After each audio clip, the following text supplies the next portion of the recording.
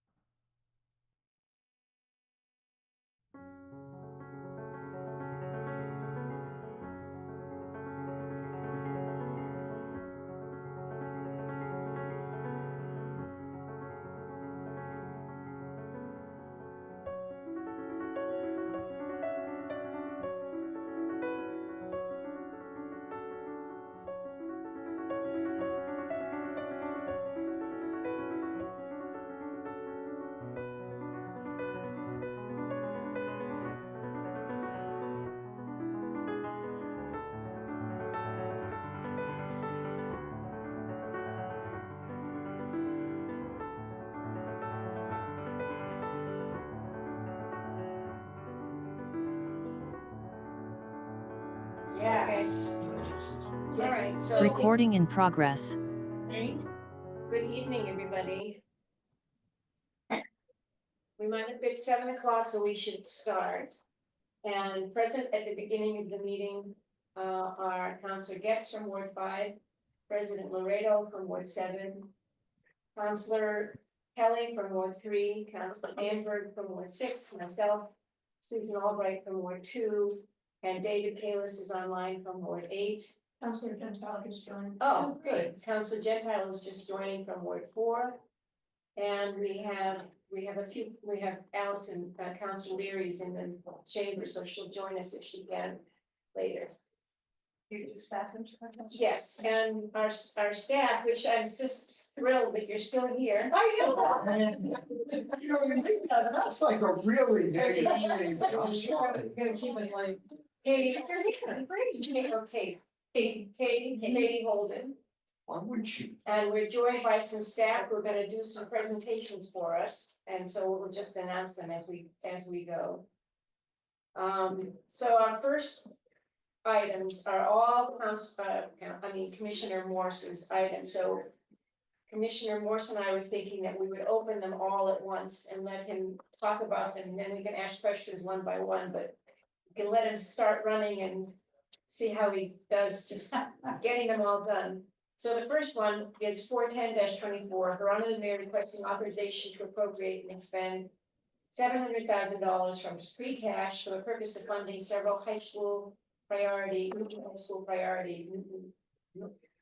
Newton Public School projects at Newton North High School. I knew Newton North High School is in there somewhere. 411-24, Veronica the Mayor requesting authorization to appropriate and expend $775,000 from free cash for the purpose of funding municipal building maintenance projects. And 416-24, Veronica the Mayor requesting authorization to appropriate and expend $225,000 from free cash for the purpose of funding security camera and access control improvements at the fire and police department locations. You have one more item, but we'll save that for later, right? Because it's Sounds not good. Yeah. Yep. So you're done. Thank you very much, councilors. I appreciate the opportunity to come out this evening. We've got there's a fair amount of money, but there's a lot of little projects here. So I'm going to take you through everything. And as is always the case, feel free to jump in, ask me any questions along the way. If you want to wait till the end and ask me questions, I'm happy to bounce around, go back, forward, whatever floats your boat. So first up, the request for the projects at Newton North High School. The first one should actually should sound pretty familiar. This is the request for $317,490 to supplement a previous authorization of the City Council of $425,000 for the purpose of funding the replacement of the air handling unit that serves the pool complex. Again, this is at Newton North High School. So what we did was we went through the design process with our mechanical engineering firm, and we had them look at two options. One was replacing the pool air handling unit in kind, which is in a small mechanical room in the building. And the other was to replace the air handling unit with a new unit on the roof. As we went through that, we knew it was going to be advantageous to go on the roof, but we weren't sure what it would cost to do that. We got those proposals in. This is a hard cost that we saw. And basically, as I mentioned in my letter, the additional investment, while significant, will, by the mechanical engineering firm's estimates, double the life expectancy of the equipment. And then it will make it that much easier to replace it in the future. Pool air handling units typically last 20 years. This one, less so, and primarily it was because of the interior location and it being so tight in that mechanical room where it's located. So again, putting it up on the roof will allow it to breathe a little better. It will weather, no pun intended, weather the storm a little better. And that supplemental funding will allow us to make that happen. Worked with David Stickney and folks at Newton Public Schools. This is the direction that they would like to go in. I recommend it as well. And I do know that folks from the Bluefish team would love to see this happen as well. The second part of this request was to replace a portion of the domestic hot water system at Newton North High School. I know it sounds crazy, but some of the equipment is approaching its end of useful life. The domestic hot water system is part of that. This is, Newton North High School is a 410,000 square foot building. So while this is a significant amount of money, it is a relatively small amount in the grand scheme of things for that domestic hot water system. So the system has reached its end of useful life. It is starting to show signs of failure, and this will help stabilize that system, and it will extend the life of the entire system by another 20 years. So that is those two. If there's questions on these specifically, I'm happy to answer them. Otherwise, I'll roll into the next round of projects. I think we have a question for you, Councilman. Absolutely. Commissioner Morse, first of all, the pool item makes good sense and strikes me as exactly the type of thing you might do in the middle of a project when you say, gee, we can do this better, longer, relatively, I mean, not short dollars, but you're getting a much bigger bang for your buck. I have no problem with the other issue as well. I get that things of a lifetime, but I would have thought something like that would have been something we would have had fairly a decent amount of advance notice of, or that it was nearing the end of its useful life. And why would it not have been on a, kind of a regular capital improvement project rather than coming out of free cash? Yeah, no, absolutely. So the hot water system replacement is in our CIP. It's in the capital improvement plan. A little further down the list, but to your point, Counselor, I would say that the bottom line on this was that Newton Public Schools and my team had been tracking this. We were a little surprised at the total price tag on it. Newton Public Schools had thought this would be something that they could absorb out of their charter maintenance account. When we worked with the contractor to get the costs and then get these costs as low as we could, we recognized that it was more than they could reasonably absorb out of charter maintenance. Hence the reason that we recommended that it be funded through free cash. So, again, I have no problem with this, but I recommend going forward that similar projects that perhaps the school system thinks could be paid out of charter maintenance be looked at a little more carefully in advance to see if they really belong in the capital improvement budget. And we just plan accordingly. No fault finding here, just lesson learned. I hear you. Thank you. Councilor Gentile. So Josh, when you say replace the domestic hot water system, exactly what does that mean? What are we replacing? Is it a series of hot water heaters, which I doubt? Is it some other kind of, what is the system? What kind of system is it? Yeah, so it is actually a series of hot water heaters. So, but for a building the size of Newton North High School, these are very high capacity hot water heaters. So they're very large, which is why it's a larger number. This is many, many, many factors larger than you would find even in most commercial buildings because of the size of the facility. So like how many of these units are there? Do they all need to be replaced? Yep, there's 4 units, and they are 2 of them are showing signs of failure now. The other 2 are starting to degrade. The advantage of having systems like this is that we can run diagnostics. These are, higher end systems, so we get a sense as to, how they're performing from a diagnostic standpoint. So we get a better understanding of how we can predict their end of useful life. In this case, the early indications were that we were going to have another couple of years out of it, but those diagnostics showed that they were starting to fail more rapidly than initially anticipated. So you're going to go in, you're going to replace all 4 of these tanks, and then whatever plumbing work needs to be done, and that's basically what we're doing? That's it. Yep. I mean, there's a lot, I'm oversimplifying it, but yes, we got to make the connections. There's a few valves here and there. But it's overall, it's just as you described. All right. And so they're probably what, about 14 or 15 years old? They are. So Newton North High School was opened in 2010. Yeah. So they're, about 14, 15 years old. And that's what you would expect? That's their life expectancy, or are we getting shortchanged a little bit? No, so it's on the lower end of the range. So 15 to 20 years is what you would expect out of a hot water heater of this type for a facility of this scale. Okay. All right, thank you. Thank you. Council, yes. The only question I have is, I assume, Josh, that Commissioner Morris, that you, had, if there was an opportunity to, make a shift from green to green, in terms of the, what's, these are fossil fuel systems, correct? They are. Okay, so there was no, the numbers just don't work for us. So it's a good question, and I did spend quite a bit of time looking into this. So I should start by saying the domestic hot water system is about 8 to 10% of our fuel usage for Newton North High School. So relatively modest amount. HVAC is where the lion's share of it is. But that being said, we did look into the transition. The challenge that we're finding right now with Newton North High School is that the only way that we can meet the hot water demand for a facility of that size would be a heat pump reversible chiller. This equipment is located on the roof, and therefore, in order to drop a chiller into that location, we would have to modify the roof structure from a structural steel standpoint. The all-in cost to do that was about 10 times the investment that we're talking about here.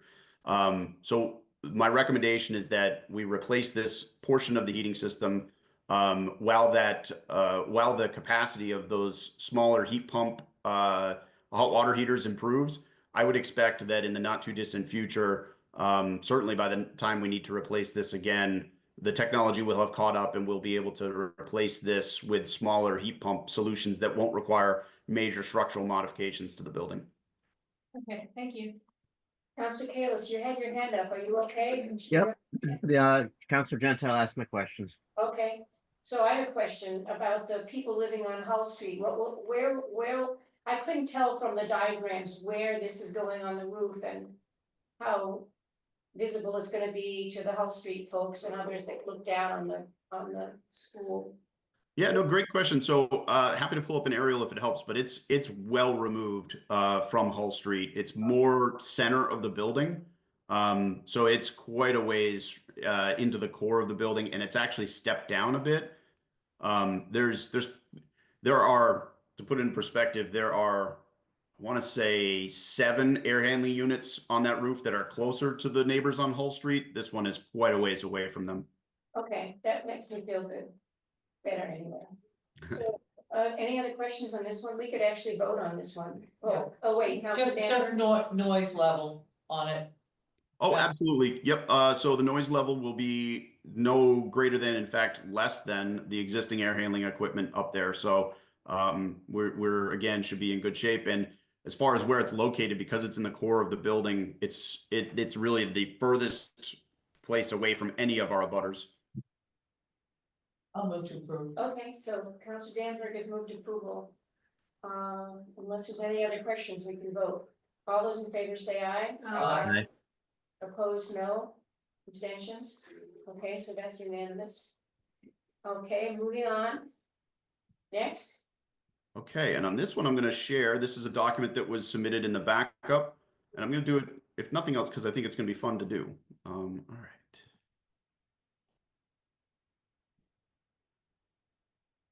While you're doing that, I just noticed that we have that Mr. Yo has joined us, the COO, right? Did I have that right? Yeah, COO. So welcome. Okay. Oh, Yep, I shared the wrong one. Hold on a sec. All right, can everybody see the sentence that starts with the free cash request of $775,000?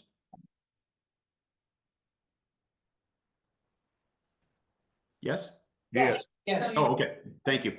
All right. So, thank you very much. So on this request, the city is requesting $775,000 to complete, quite frankly, a myriad of projects. As folks may remember, during our budget presentation, during my budget presentation this past spring, and many prior to that, we go through our less than 75 projects. All of these projects that you're going to hear about tonight come out of that less than 75 list. So it was really exciting to be able to use some of this free cash to be able to address a lot of these important projects. What I try to do is not only address the ones that are kind of the highest priority from a building infrastructure standpoint, but also I wanted to make sure that we were, in working with the mayor's office, thinking about projects that improve not only the quality of life of some of our staff, but also our residents. And you'll see that as I go through. So I will say we worked with our various contractors to get budget pricing for each of these projects, so we're comfortable with that. I did ask, and of course the committee, it's up to the city council, but I did ask that should you be willing that you consider approving the full $775,000 without line item control, so that as some of these will come in a little under, some may come in a little over, it would make things from an accounting standpoint a lot easier. And I'm happy to provide routine updates as we work through this with the comptroller's office or through the committee chair. But of course, that's your call. You'll see in the document as I'm going through the screen, I did give you the budget planning numbers and the breakdown of the $775,000 right here up front. I will roll through some pictures. So first and foremost, over at the Albemarle Fieldhouse. So this has been a project that I have had my eyes on for quite some time, and it became even more of a higher priority when I spent the past year working on the Gaff Pool project, because it's right next door. Simultaneously, Parks and Rec is working with the Community Preservation Committee and of course the City Council and many other committees and commissions to advance the Albemarle Field project. So between Gaff and the fields and work along Albemarle with DPW and planning, everything is looking really good over there, except for this lovely building next to the Gaff Pool. So what we have done is, if you happen to go by, is we've taken these metal bars off the windows around the building. We've cleaned up the masonry. The roof has been redone. The masonry has been blasted and repointed. But we still have some additional work that I would like to do now that we've got the bulk of the envelope completed. Windows, accessibility, and just some general improvements to the interior and the restrooms. So that's the big picture on this one. Go to the next. Like I said, projects come in all shapes and sizes. This is 25 Chestnut Street. So this is the police annex as you pull in next to the bank property on the left. There's a wood retaining wall that you can see has, we got our money's worth out of this one. We've been working for a little bit now to work with several contractors. This wasn't a very attractive job, so we had a little trouble finding somebody that wanted to do it. But we have secured their services, and these funds would allow us to reset all of this. Crystal Lake Bathhouse painting and restoration, and some accessibility improvements. So I've been with the city for 17 years. I know we haven't painted the bathhouse in that period of time. There's been some touch up here and there.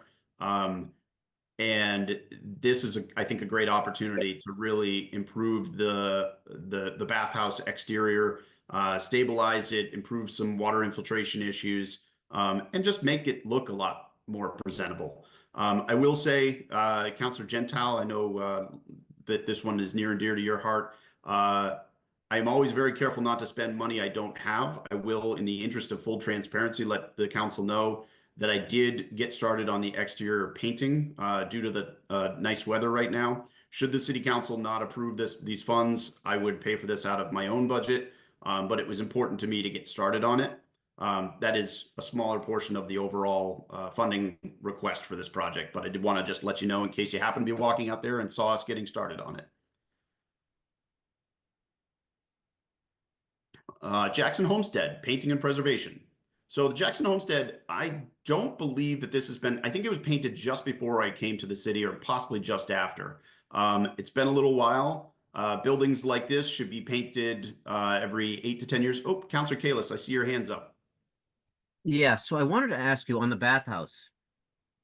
Yes. You're asking for 150,000. What is the restoration that you're doing? Because that's probably the bulk of the cost. Yep. So the building is stucco, and you can see let me see if I can zoom in a bit here.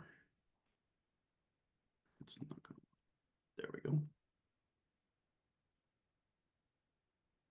You can go a little larger. I mean, I know there's mold. I know it's, yeah, Yeah. So there's a decent amount of restoration work that we have to do on the exterior. Mhm. So yeah, there's a good amount over there. I think what we'll need to do too is there's going to be a little bit of gutter work, a little bit of water roof work. In general, I'm just really trying to stabilize the exterior and get this building to a point where it's solid and secure and also presentable. Okay. When you say stabilize though, there's no risks here, right? No, it's not structural. Definitely not structural. But you know, as this gets worse, it does start to impact the integrity of the kind of water and air barrier. Yeah. Okay. Thank you. You're welcome. Mr. Fredo? So the Crystal Lake Bathhouse, I'm certainly glad you're doing some work on it, but it kind of frankly ignores a much bigger question, which is when are we going to get this bathhouse in the Crystal Lake area? Part of the needed construction that has to take place here and is long overdue. And Commissioner Morse, I realize this is probably not your issue, this is an administration issue, so is Mr. Yo's on still? I don't see him anymore. It's because he just got up from his chair and he's stepping in behind you momentarily. Oh, wonderful. I'm sure he'll be happy to see you. Hello, Mr. Yo. Covering 3 meetings, so How sorry, are you? but I did hear my name, I can always hear So Mark saying my when name. can we expect the? Crystal Next Lake year. Bathhouse? No. Parks and Rec has been looking at improvements to the beach, and that's our top priority. The bathhouse is used for a couple minutes by people as opposed to the beach area. So the beach, if I can finish, the beach. Okay, so our beach is the priority, that is where people spend their time. And as is the park, people spend 99% of their time in the park, in the water and on the beach, so that is our focus area. The long-term future of the bathhouse, whether you should keep it or certainly we've thought about long-term, it might make sense to replace it, honestly. And move it back from the beach in particular. And keep it to restrooms and, you know, lifeguard facilities and whatnot, so. But that's a long-term plan, I think for now, the plan is, as Josh has been moving forward with this, is to. Make the exterior, looking nice, and we've already made Josh has made a whole bunch of improvements inside. The facility to the bathrooms in particular, that's where people spend their time. So we've made the bathrooms nicer, we've cleaned up the whole interior, painted Josh too, right? Yeah, I just want to be clear, that's all not funded by this project though. Yeah, that was done last year, 2 years ago. We've also made some security improvements as well, adding in cameras because we had unfortunately some kids on a relative frequent basis doing some damage to the building. So that has put an end to that. Cameras are pretty effective. So we've made a bunch of improvements there to the life of the park. We're about to make some stormwater improvements to the drainage.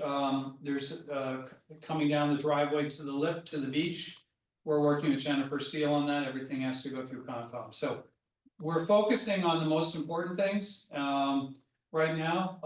What happens in terms of long-term future with the bathhouse will be discussed as we move forward with the bigger beach and park project. So let me offer a suggestion here. Yeah. It's great we're doing this restorative work. Yeah.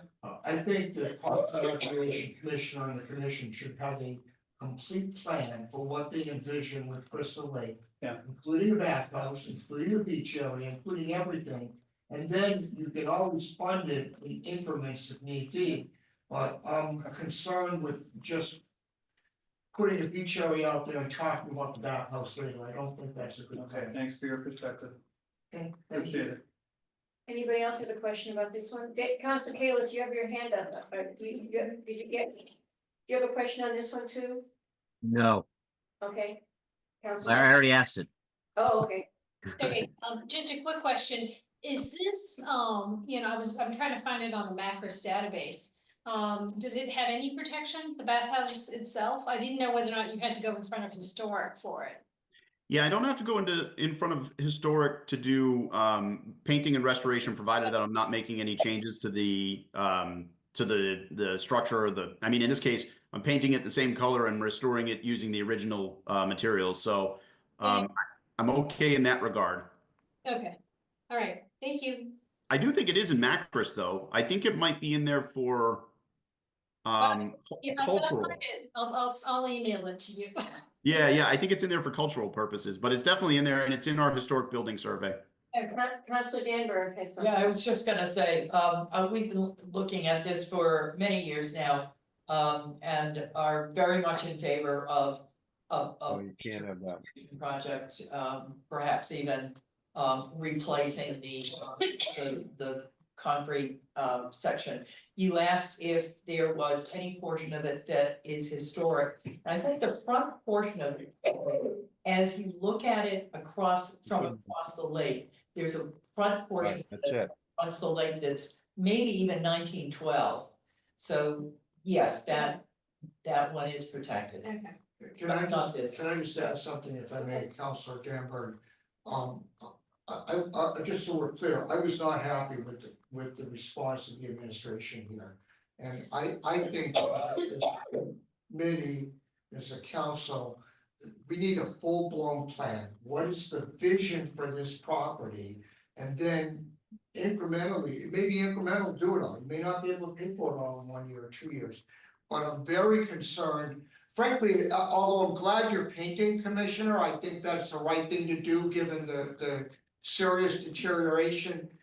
That's not anything but like a stopgap measure. And if we had a vision for what we were doing over, say, even a 7-8 year period, and we knew we were gonna do the bathhouse in year 7 or 8, we might put off some of this money now so we could do that. I'm not suggesting that we withhold the funds from you, please don't get me wrong, but that's the kind of thinking I think we're gonna need to do, because otherwise you'll be back here in 2 years doing more patchwork work on this bathhouse. Leave it at that. Thank you, Counselor. Yeah, I was gonna add, I totally understand what you're saying. Should we, and this is just speaking hypotheticals, should funding be made available today? It would be likely based on design and construction 6 years before we were complete. Obviously, funding wouldn't be available today, and complete is not necessarily the milestone you would be talking about. It would be when you would start construction. But I think realistically, even if we were to start pushing hard on a plan today, we're probably 5 to 7 years, provided that there's funding, before we actually start work. Painting for older buildings like this are really supposed to be done every 8 to 10 years. So we're not too far out from making this be a good investment, even if we were to fast track a new building, for example. But I do understand completely what you're saying. I really do. Commissioner, you've been excellent at that with some of our older school buildings where we know we're going to do replacements at some point in time, maybe it's 10 years down the road or 12, and you're making cost benefit decisions about where it makes sense to put in money now and where it doesn't. I just think it would be extraordinarily helpful to have that plan in place, because that's going to inform your decision making. So I'll I leave it. understand. Thank you. I'll just add that I think a plan is a good idea, but this building looks disgusting. Oh, And to have this building the way it is now is just really awful. I apologize to interrupt. I'm right. excuse me. please. I'm sorry. That's okay. Okay, go on, Commissioner. I think we're done with that one. Yeah. Thank you. I had just got done talking about Jackson Homestead. Were there any questions on this one? I'll just add that I know that you were kind enough to do some interim painting several years ago that were places that were really in bad shape and a fence that was falling down. So thank you for that, and thank you for this. It really needs a paint job, absolutely. It does. It's going to be a fun project too. I like doing these. Just like the Newton Corner Library, that was a fun one as well. All right, the next one, so Kennard Estate. So for folks that may not be aware, this is the headquarters of our Parks, Recreation, and Culture Department. I can remember 17 years ago when I started with the city, driving up into the woods and wondering to myself, how on earth did the city acquire a mansion on Dudley Road? The history is fascinating, but this building does need some love. You can see in the picture that we are due for a paint job. So it looks bad, but a lot of this is cosmetic, but cosmetic eventually turns into more than a cosmetic. So this is one that I think is going to be another fun job to get done, because I think the before and after picture is going to be pretty impressive here. So I just want to say something about this particular one, because when I first saw that it was only painting, I thought, oh my God, we're putting lipstick on a pig. Because that building needs work. The windows are ancient, they're probably original to the building. And we have a lot of employees in that building that are cold in the winter and hot in the summer, so. And I understand, and I think I talked to Mr. Yo about it, and he told me it is in the CIP to do something about it eventually. But, and I'm glad you're painting it, but this building needs a lot more than just painting. I completely agree, and it definitely is in the CIP. It's also in my less than 75 list. I think, you know, at some point, and I don't want to panic the CPC, but at some point in the future, this might be a good CPC or CPA project. Painting may not be something high on their list because it is considered maintenance, but some of the other work, like the windows, might be a good CPA project down the road. That's good. Councilor Danver? Just a quick question. How old is the roof, Josh, on this building? The roof, I want to say, is about 15, maybe 16 years old. And is it in fairly good shape? Yeah, it's in pretty good shape. I think we've had one roof leak that I'm aware of over the last 5 or 6 years. Good. Okay, thank you. Welcome. Anybody else? Okay, go on. Okay. Now we're getting kind of boring. It's exciting for me, but it may not be for you. The main library generator. So the library is getting up there in years. I think we're approaching 20, 22, 23 years. And that's about the useful life of some of this equipment. So the library, obviously, well, I guess not obviously, but the library has an emergency generator that provides power when there is a loss of power. But for that generator to function properly, there are transfer switches that transfer power from normal street power to emergency power from the generator. There are 3 transfer switches. They are starting to fail now. What we have to do is we have to manually transfer them, which means that if there's a power outage, we all have to run over there and physically transfer the switches. So these need to be replaced. We got a budgetary pricing, and this is kind of the scope of work in these bullet points. And should the funding be approved, we would get these on order and schedule the replacement right away. Does anybody have questions about this one? So just to say it one more time, that if there's a power outage, you have to go there and transfer from what to what? It sounds more complicated than it is, but basically, if the power goes out, when everything's working properly, if the power goes out, the generator comes on and the power immediately switches over to emergency. Right now, because the transfer switches are starting to give us fits, we have to scramble, get over there and physically turn a big switch to transfer from street power to emergency power. Thank you. There's no way on. I think this is the way to automate it. Is it? Yes. Yes, Okay. that's what he's gonna do with this. Great. So I guess we're all set on this one? Yes. Okay. Fire station 1 and 2 kitchen improvements. So this is one that I know. I spoke to the fire chief and the station captains. This is going to be a big deal for them. As folks are probably aware, we've done all of our fire stations. Fire stations 1 and 2 are still a little ways out in the capital improvement plan. As such, we're trying to make some modest investments in these stations to help make sure that we're providing good working and living conditions for our firefighters. Folks that may not be aware, kitchens are the heart of any fire station. That's where firefighters hang out when they're not on call. And it's the #1 space for them. So the kitchens at both these stations are getting up there in years. They need some TLC. So this project will allow us to replace flooring, ceilings, lighting, cabinets, counters, appliances, furnishings, and just generally improve the space for the men and women of the department. Again, happy to answer any questions on this of the committee.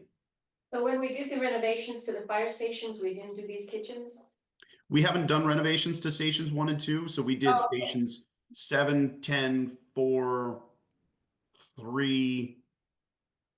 I think that was it. Okay, Yep. anybody with questions? Council Getz? Just a general question. So if, if you come in under budget, I'm assuming you'll come back to us if you need more dollars, but if you come under budget, and then these appropriated monies, do they, are they earmarked for you and they stay in a specific fund? Or do they get transferred back to free cash? I just generally, I don't know. That's okay. Yeah, no, it's a very good question. So, if the funds get approved, we do our projects. And this is, I should say, for any department, funds get approved, we do the project. If you've completed the project, that money gets turned back. Depending on the funding source, the process in which it gets turned back might be a little different. For free cash, Councilor Getz, you're correct. If we were to turn it back, it would go back into the pot to be able to be repurposed for other projects. And then eventually, if it's not utilized, I believe it would then roll forward into next year's free cash. I will say, put in a little plug, public buildings turns back a lot of money, many, many millions of dollars. So if we don't need it, I am very careful when it comes to scope creep. I make sure that we deliver what we say we're going to deliver, and that's it. And then I turn it back so that the executive and legislative branches of government can determine the best use of those funds. Okay, great. And with respect to what you asked us in the beginning about what if it comes in under or over and you rearrange it, I think that would be something that Finance Committee will deal with. Councilor Gentile, am I right? Councilor Gentile, are you there? I'm here. Yes, we could actually make a recommendation to that effect and have some language put in the board order. Okay. So there's no question that, that the council authorized moving, not having line item control and, and using, if there's savings in one project, using it on a different project. I think we can come up with some language. So would that be you're talking about for this committee or for your committee? No, either one, but I mean, it's probably a little more appropriate in finance. We could do it in both, but we'll do it when I agree, it's fine. If finance does that, that would be fine. we're taking it up on Monday, so I'll try to get somebody to prepare something, or actually, Josh, I got you. if you could, talk to the clerk's office and see if they can get the law department to come up with some language for the board order. Yep, absolutely. And I'll run it by Steve Curley as well. All right. So luckily, Katie Holden is the clerk for both finance and public facilities, so she's just heard that whole conversation. And she'll work with you guys to get it done. Okay. So that actually concludes this item. And if there's no other questions, we could vote on this one. Yeah. Anybody have a motion? Move to approve. Yeah. Okay, so Councilor Danberg has moved approval for 411-24. Can I just, Yes, go ahead, Councilor Gentile. let me,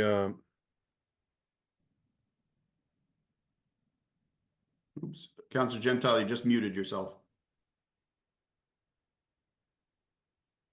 I'm just not that quick with my buttons. So before we vote on this, so in case we roll out of this quickly, I just want to make an observation. That these aren't inexpensive projects, but in the full scheme of things, when you look at the numbers we're talking about for other things that we do around the city that, starting with schools, which are an extreme amount of money these days. It's nobody's fault, it's the market. But these are relatively inexpensive. And you heard Josh say a number of times, the before and the after pictures will be really interesting to see. These are the kinds of projects that make an impression on people, that improve their quality of life. We all know about the air handler in the pool, and this is going to make that situation so much better. So this makes the point that I was trying to make the other night when I spoke against the $2 million that we stuck into a fund, you know, to try and have some benefit 5, 6 years down the road. These are the kinds of things on the municipal, well, it's municipal and school, we could be doing more of these things. So anyway, I spoke about a project that to this day I failed on and failed some families on by not getting it done. But there were so many other kinds of uses, and this is exactly the kinds of uses that I was talking about, where we could spend that $2 million on, or $1 million of it. And it's interesting that all of this came up tonight. So you guys, the commissioner and the rest of you have made my point. Thanks. Okay, anybody else? Then let's vote on this item. We're voting on 411-24. All those in favor say aye. Aye. Bye. Anybody opposed? Anybody abstaining? Okay, so we have 1 and 2 out, but other than that, it's unanimous for those here. Okay, the next item, Commissioner. Yes. All right. The next item, I will share screen. So I'm going to share screen. I'm just going to talk through the docket item. I sent in the backup a kind of a lengthy document that explains the approach for the fire station security upgrades. I intentionally didn't get too detailed on police, and for, I think, very good reasons. It's police headquarters, so I didn't want to really put too much on the record with respect to the specific security upgrades we're making at that facility. But certainly, if there are questions outside of committee, if you have a one-on-one question that you want to ask me, by all means. I can't imagine you'd be terribly interested in how many megapixels we're going to be specifying on the cameras, but I could be wrong. So with that, let me share screen quick. I just want you to know that I'm really disappointed that you don't have the megapixels. All right. So so this request of $225,000 is broken up into 2 sections. The first is $150,000 to improve to install security cameras and improve access control systems at fire stations 1, 2, 4, 7, and 10. The bulk of this work is going to be at stations 1, 2, and 4, with a little bit of work at stations 7 and 10, and a little bit of work at the wires division building. So stations 1 and 2 have no cameras and no access control. Stations 7 and 10 and the wires division have limited, and station 4 also has limited control as well. So what we're trying to do here, working with the chief's office, the fire chief, and his team, we're trying to bring these stations up to where station 3 is with respect to security and access control. So it's going to be a lot of exterior cameras, a few interior cameras in common areas, and then access control for the primary entry points so that we have better control over who's coming and going. This is a high priority for the chief's office and for the men and women of the department. I think it's important, especially in 2024, that we have secure fire stations for a lot of very good reasons. So I'm happy to answer any questions on that. I'm also happy to go through the backup document if that's helpful to the committee. Otherwise, I can briefly describe what we're doing over at police headquarters. Are there any questions on the fire station portion of the project? I think so. Okay. Over at police headquarters, so this is a little more straightforward. We need to upgrade the existing security and access control infrastructure that's there now. This is going to complement a $50,000 grant that NPD previously secured and is in their account ready for expenditure. And what we'll be doing is we're going to be replacing the existing cameras in the existing locations with higher resolution cameras. This is going to be beneficial not only for Newton Police in their day-to-day operations, but also in their work with the district attorney in courts here and abroad. So it's this is a project that is a high priority for Chief McBain's and his team, and I concur. Both of these projects, I should say, we got budgetary pricing from our security vendors, so we're confident with our numbers. Happy to answer any questions you might have. How run the technology on these systems? Come again, Counselor? Who's running the technology on these systems? So luckily it is not me. I am happy to help install them, but I do not want access. So in the fire department, this is all contained within the kind of core of Fire Station 3 headquarters. And that is maintained by Alex Chattis at Newton Fire under the supervision of Chief Gentile. And over at Newton Police, this is all contained within their server system, and that is all maintained by Matt Taccio, who is an employee of Newton Police under the direction of Chief McBain. Thank you. Anybody else have a question? Nobody has a question, so I think, is there a motion on this one? So moved. Councilor Kayla says moved approval. This is on 4/16/24. All those in favor say aye. Aye. Any opposed? Any abstentions? Okay. Your last item of the evening is 346-24. Did you, and actually, we need to, Councilor Farrell, can we just wait one, I'll read it into the record while we're getting him. So Councilor Lucas and Farrell requesting a discussion of potential pause of solar panel installation in the summer of 2025 at Brown and Oak Hill schools in light of the recent school discussions on plans for revitalized campus at Brown, Oak Hill, and Newton South. So before you go on, can you just wait a second until we get Councilor Farrell in the room? Absolutely. Thank you. You're welcome. Is he coming?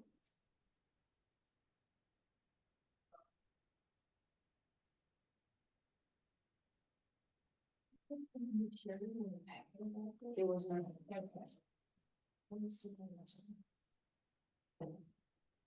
So Councilor Farrell, I just read it into the record, and Commissioner Morse is about ready to give us an explanation.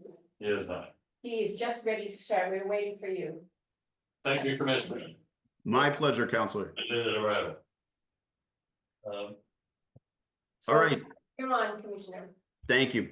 So there's a few things I think I would point out. So the question is whether or not we should pause the previously authorized solar carport installations at the Oak Hill and Brown middle schools.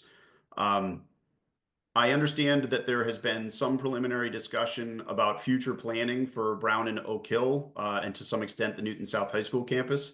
What I will say is that the Newton School Committee just recently approved the capital improvement plan.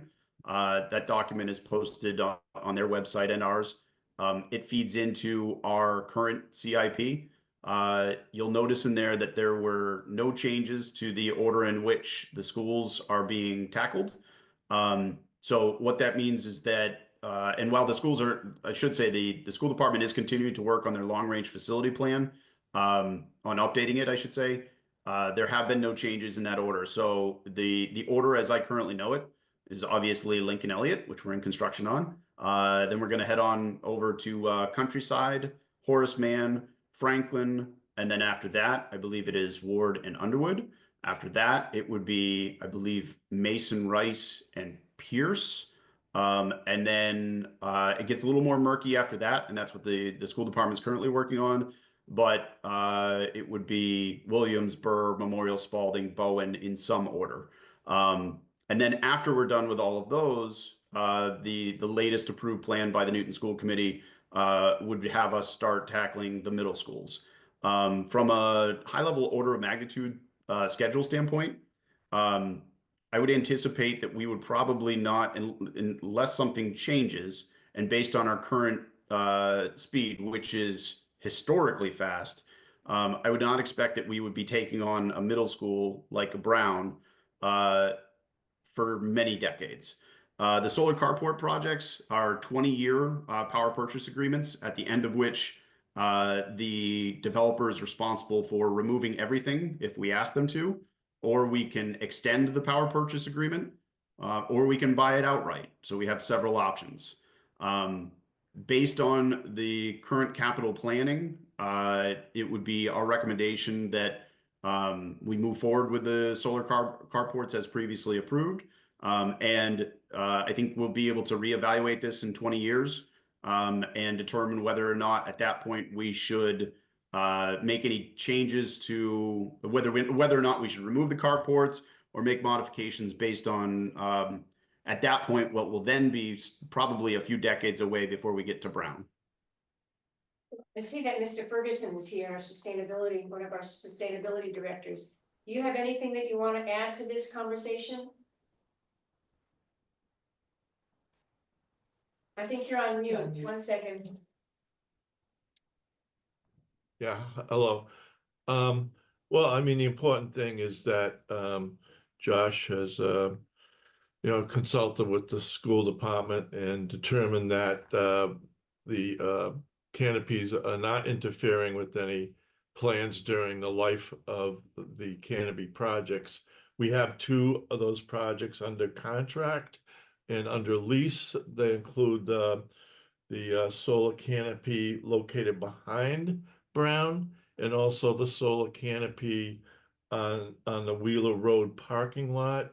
The solar canopy behind Oak Hill School is not under contract. That's the only one of the 3 that is not under contract. But we're planning to move ahead with the 2 projects this summer at Wheeler Road and behind Brown. Councilor Farrell, would you like to tell us your thoughts on this project? Thank you, Chair. I have to say immediately that I am stunned by the notion that nothing will happen with the middle schools for 20 years or more. Commissioner, I think you probably know as well as anyone the condition of Brown. It's in terrible shape. It's an enormous economic drain on the system. So to think that we're living with that for 20 years or more, just in and of itself is pretty stunning to me. And I guess I'd like to know, is the superintendent aware of that fact? That it probably won't be in her tenure that she will ever see anything happen in the middle schools? That what Newton is doing is all elementary and high school work, and nothing is being done in middle schools? I'm just Yeah, no, it's a very good question. And Newton has a lot of schools. We have a lot of schools per capita. We have a lot more schools per capita than any of our peer communities, a lot more. It is our village structure, and it's one of the things that makes Newton great, but it also makes Newton expensive to maintain. School projects from start to finish, certainly if we're working with the state through the MSBA core grant program, which is advisable because they pick up a sizable share of these projects, from start to finish take anywhere from 8 to 10 years. From the time you submit the grant to the time you cut a ribbon.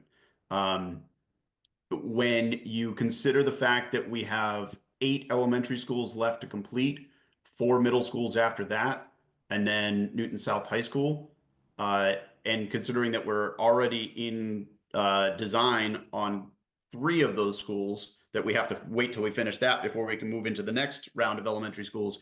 In order for the middle schools to be, in order for us to break ground, I should say, on a Brown Middle School project, which would order of magnitude right now be about $200 million. That's the going rate for a middle school of that size. We would have to push many of our elementary schools out. And I'm not, I certainly can't and won't speak for the school committee. I'm not sure that there would be an appetite to do that. They could certainly push elementary schools. They could delay Ward and Underwood, delay Mason, Rice, and Pierce, and put Brown up on the list. If that were to happen, we'll just game that out.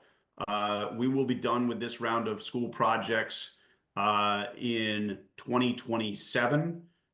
Let's just say, for argument's sake, that we get invited in immediately into the MSBA program in 2028. It would be approximately 2038 before we cut a ribbon. At that point, we're pretty close to the end of the power purchase agreement. we would have contractual ability to negotiate with the solar provider to either remove and reinstall, to cease the power purchase agreement. We would have some options on the table at that point. Also keeping in mind that because we would be at the very end of that 20-year lease, that the financials would work in our favor to provide some pretty good flexibility. And again, that's best case. I certainly don't want people, and again, I don't speak for the school committee, but I don't want people listening to this meeting thinking that that means that Brown is jumping ahead of those other elementary schools, or that it's happening that fast too. Thank you. Can I just give a teeny bit of perspective? Because while we're doing all these elementary schools and it feels like that's all we're doing is elementary schools. I started on the school committee in 1996. And it took 20 years before we did anything. We had the 3 tier 1 schools that were the 3 elementary schools that needed a little bit of work because the population was exploding. So we did a little bit of work in 3 schools, and other than that, the elementary schools had nothing while work was being done in the middle schools, and we of course had a new high school in addition on Newton South. So the elementary schools have waited and waited and waited. And I think that the population of parents that had kids in the elementary schools would be extremely disappointed to hear that these other schools that haven't been done yet would be put off.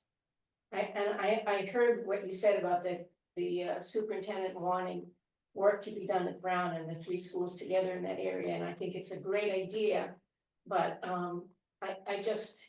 I have to speak in favor of the elementary schools keeping on that path, because I know many of the parents feel like it's just with Cabot and Ainger and Zervis and Countryside and Franklin being done, they want theirs to be done as well. So that's a little perspective on the elementary schools.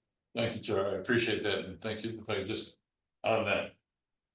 I don't know what work was done on the other middle schools. I know that in the 25 years that I have lived 200 yards from Oak Hill and Brown, nothing's been done. Yeah, there's an addition on Oak Hill. And Well, yeah, that, but, and I'm certainly not here to speak on behalf of the superintendent or and certainly not the school committee. But as a resident, I just think that the program that she wants to initiate there, which would require lots of this work, would be a spectacular advantage for the kids who are coming from the elementary schools into the middle schools there and to the high school. I mean, to create a STEM center that would be the envy of the state, in this way she describes it, would be extraordinary. And I have no idea whether it would be possible to do something like that before something is done physically with the Brown building.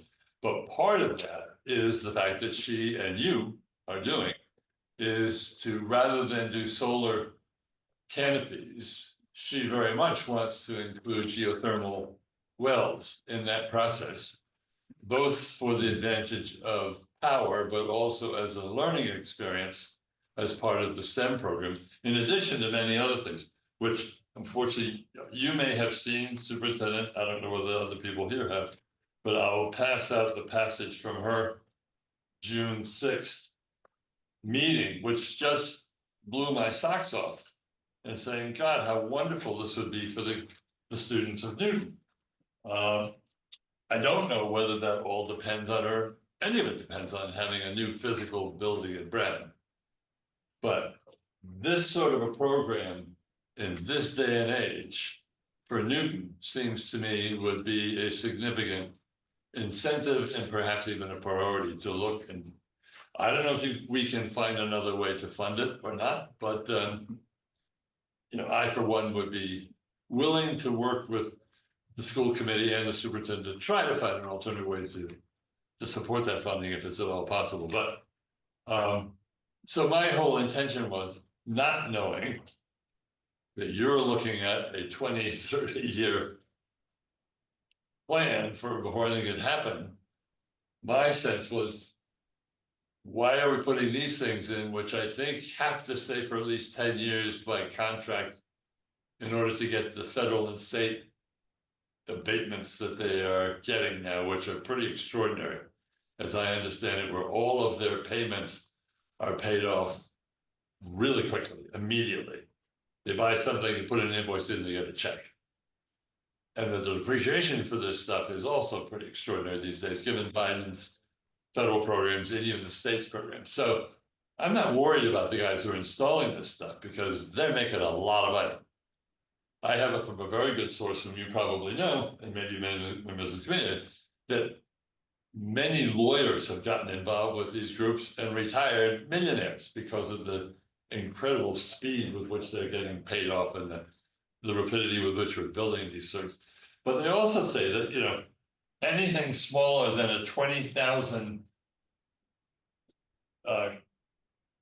kilowatt field of panels is literally like a toy. They really don't do anything but make us feel good. I mean, I don't know how many panels we're talking about, Oak Hill and Brown, but is it 100? Is it 50? I don't know. But these guys look at that and say, yes, it's nice and everybody feels they can take a step towards improving the environment. But in essence, they really aren't doing a whole lot to solve our problem.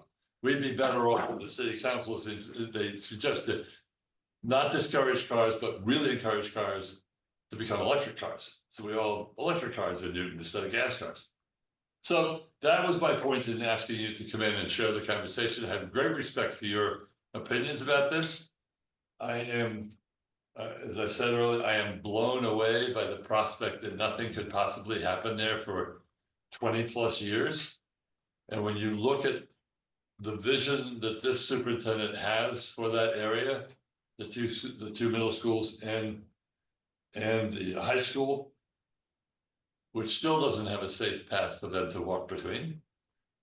And I can explain it to the committee later if they want, but I don't know where to go now. I mean, except to say, I guess I'd say to the superintendent and the committee, if they want to look for ways to get different funding, I would certainly work within the city council to see what kind of stomach there might be here to talk to residents about this extraordinary vision that the superintendent has, and what would the residents of the city be willing to do to make it happen? I don't know. Yeah, no, And I will say, you know, as somebody who's cut my teeth in nuclear engineering, STEM has an important part in my heart. So I love it and I love the concept, and I don't think it's an all or nothing proposition. I think there are ways to improve STEM in our schools without breaking the bank. You know, should the school committee decide to move forward with a much larger initiative and change the order in which we tackle schools, and should it make its way through the executive office and city council, and should the voters vote for it, I will gladly be the person to lead the charge. Should they decide to do something more modest, that is a modification of science rooms at Brown, I'm happy to lead the charge on that as well. Exciting opportunities. But I do think it's important to just recognize that we have a lot of work to do in the city, and it just takes a lot of time and it takes a lot of money. I do understand that. I just didn't understand. I know, I get it. Into the future. That kind of really blew me away, as I said. But I thank you again. Thank you. And I will continue conversations with anyone who wants to have them about seeing this vision begin, at least, even if it's not a whole new school. Awesome. Even just modifications, but I'm just very impressed. And as part of the new and continuing conversation that we as a city are encouraged to be having with the school committee, this is one that certainly has my interest. So thank you very much, Commissioner. I appreciate it. Thank you, Chair, for my opportunity to say this. So Councilor Farrell, I'm thinking you might want to docket something new about this in particular. But this particular item, should we vote no action necessary on it? And then you could redocket something that was focused on the 3 schools. It's just addition. I think that makes sense. Okay. Sure. Yes, thank you. I'll move no action necessary and would support hearing it, what kind of docket item you'd like to docket. I think that would be a very interesting. Thank you. So anybody else? So we can just vote on that. So we're voting no action necessary on 346-24. All those in favor say aye. Aye. Opposed, abstentions? Noted that Council Carroll also said aye. This is busy, yeah. In his enthusiasm, but I mean, we look forward to seeing what comes next. Thank you. So don't go away because you have the next item is also yours. So this, we can bring Commissioner McGonigal into the picture, and Commissioner Morse, we'd love to have you stay with us, but we're gonna let you go back to your family if you'd like that. Thank you very much, Council. Thanks, Commissioner. Bye now. So let's see, 359-24. Councilors Farrell and Lipoff requesting a discussion with DPW Utilities Director and Conservation Commission Director to understand the problem of restoring culvert operations at Wells Ave with respect to the non-legal beaver intervention, protection of conservation land, and accessing the recently discovered sewer main, assessing the recently discovered sewer main. This would include discussion of the importance of beavers to conservation land, alternative solutions to the beaver population, and city needs for access to sewer main. So should we have Commissioner McGonigal speak first, and then I'll have you speak? If that's the way you'd like to do it. I was not knowing the format. This is my very first, now my second presentation. I was going to ask for the opportunity to give a very brief overview, but Commissioner McGonigal can certainly do that if you would prefer. Is that okay? Sure. Commissioner McGonigal, you're on. Thank you, Madam Chair. Thank you, councilors. Yes, for those of you who are not aware, we have a culvert which connects to Wells Avenue to the conservation land that abuts the Charles River. And recently, a beaver has made a dam there, which has restricted the flow of that culvert. I know right now we're in a drought situation, but not too long ago, we were in the opposite of extreme weather, and that had been creating flooding. So we were looking, beaver removals and the whole beaver process is regulated by the state. So there is a process to go through. We have been working with the Conservation Commission. And well, the good news is due to the drought, it appears the beaver has left. Beavers need a certain amount of water underneath the dam to access them.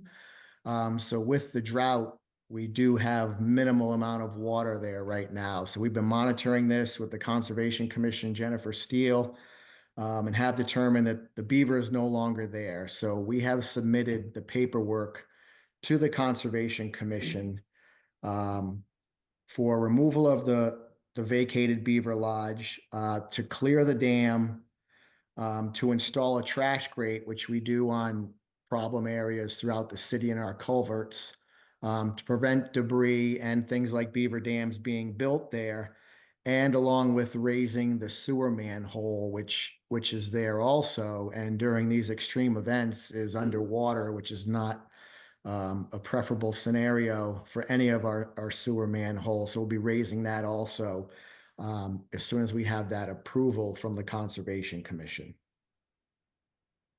So, Councilor Farrell, you have some questions, and why don't I give you the floor now? Thank you. And thank you, Commissioner. I appreciate that. This has been a long process. I was invited by the residents, the Condominium Association, to attend the Hampton Street immediately after my election, even before being sworn in, to see what they could do about this. Because in 2023, as you all remember, we had near 100-year storms a couple of times. One of which in August, because of the dam, I think the commission can support to verify this, because of the dam, it backed up the culvert that goes underneath Hampton Street, and the street flooded and went over into the Newton Community Farm and destroyed 40% of their produce. It was a big flood. I mean, it was a big rainstorm. Since that time, the beavers continued to build their dam while we've been in conversations about what to do about it. But then over the past few months, as we've all noticed this drought, it is pretty extraordinary to go out there now and see how much water there is in the wetlands.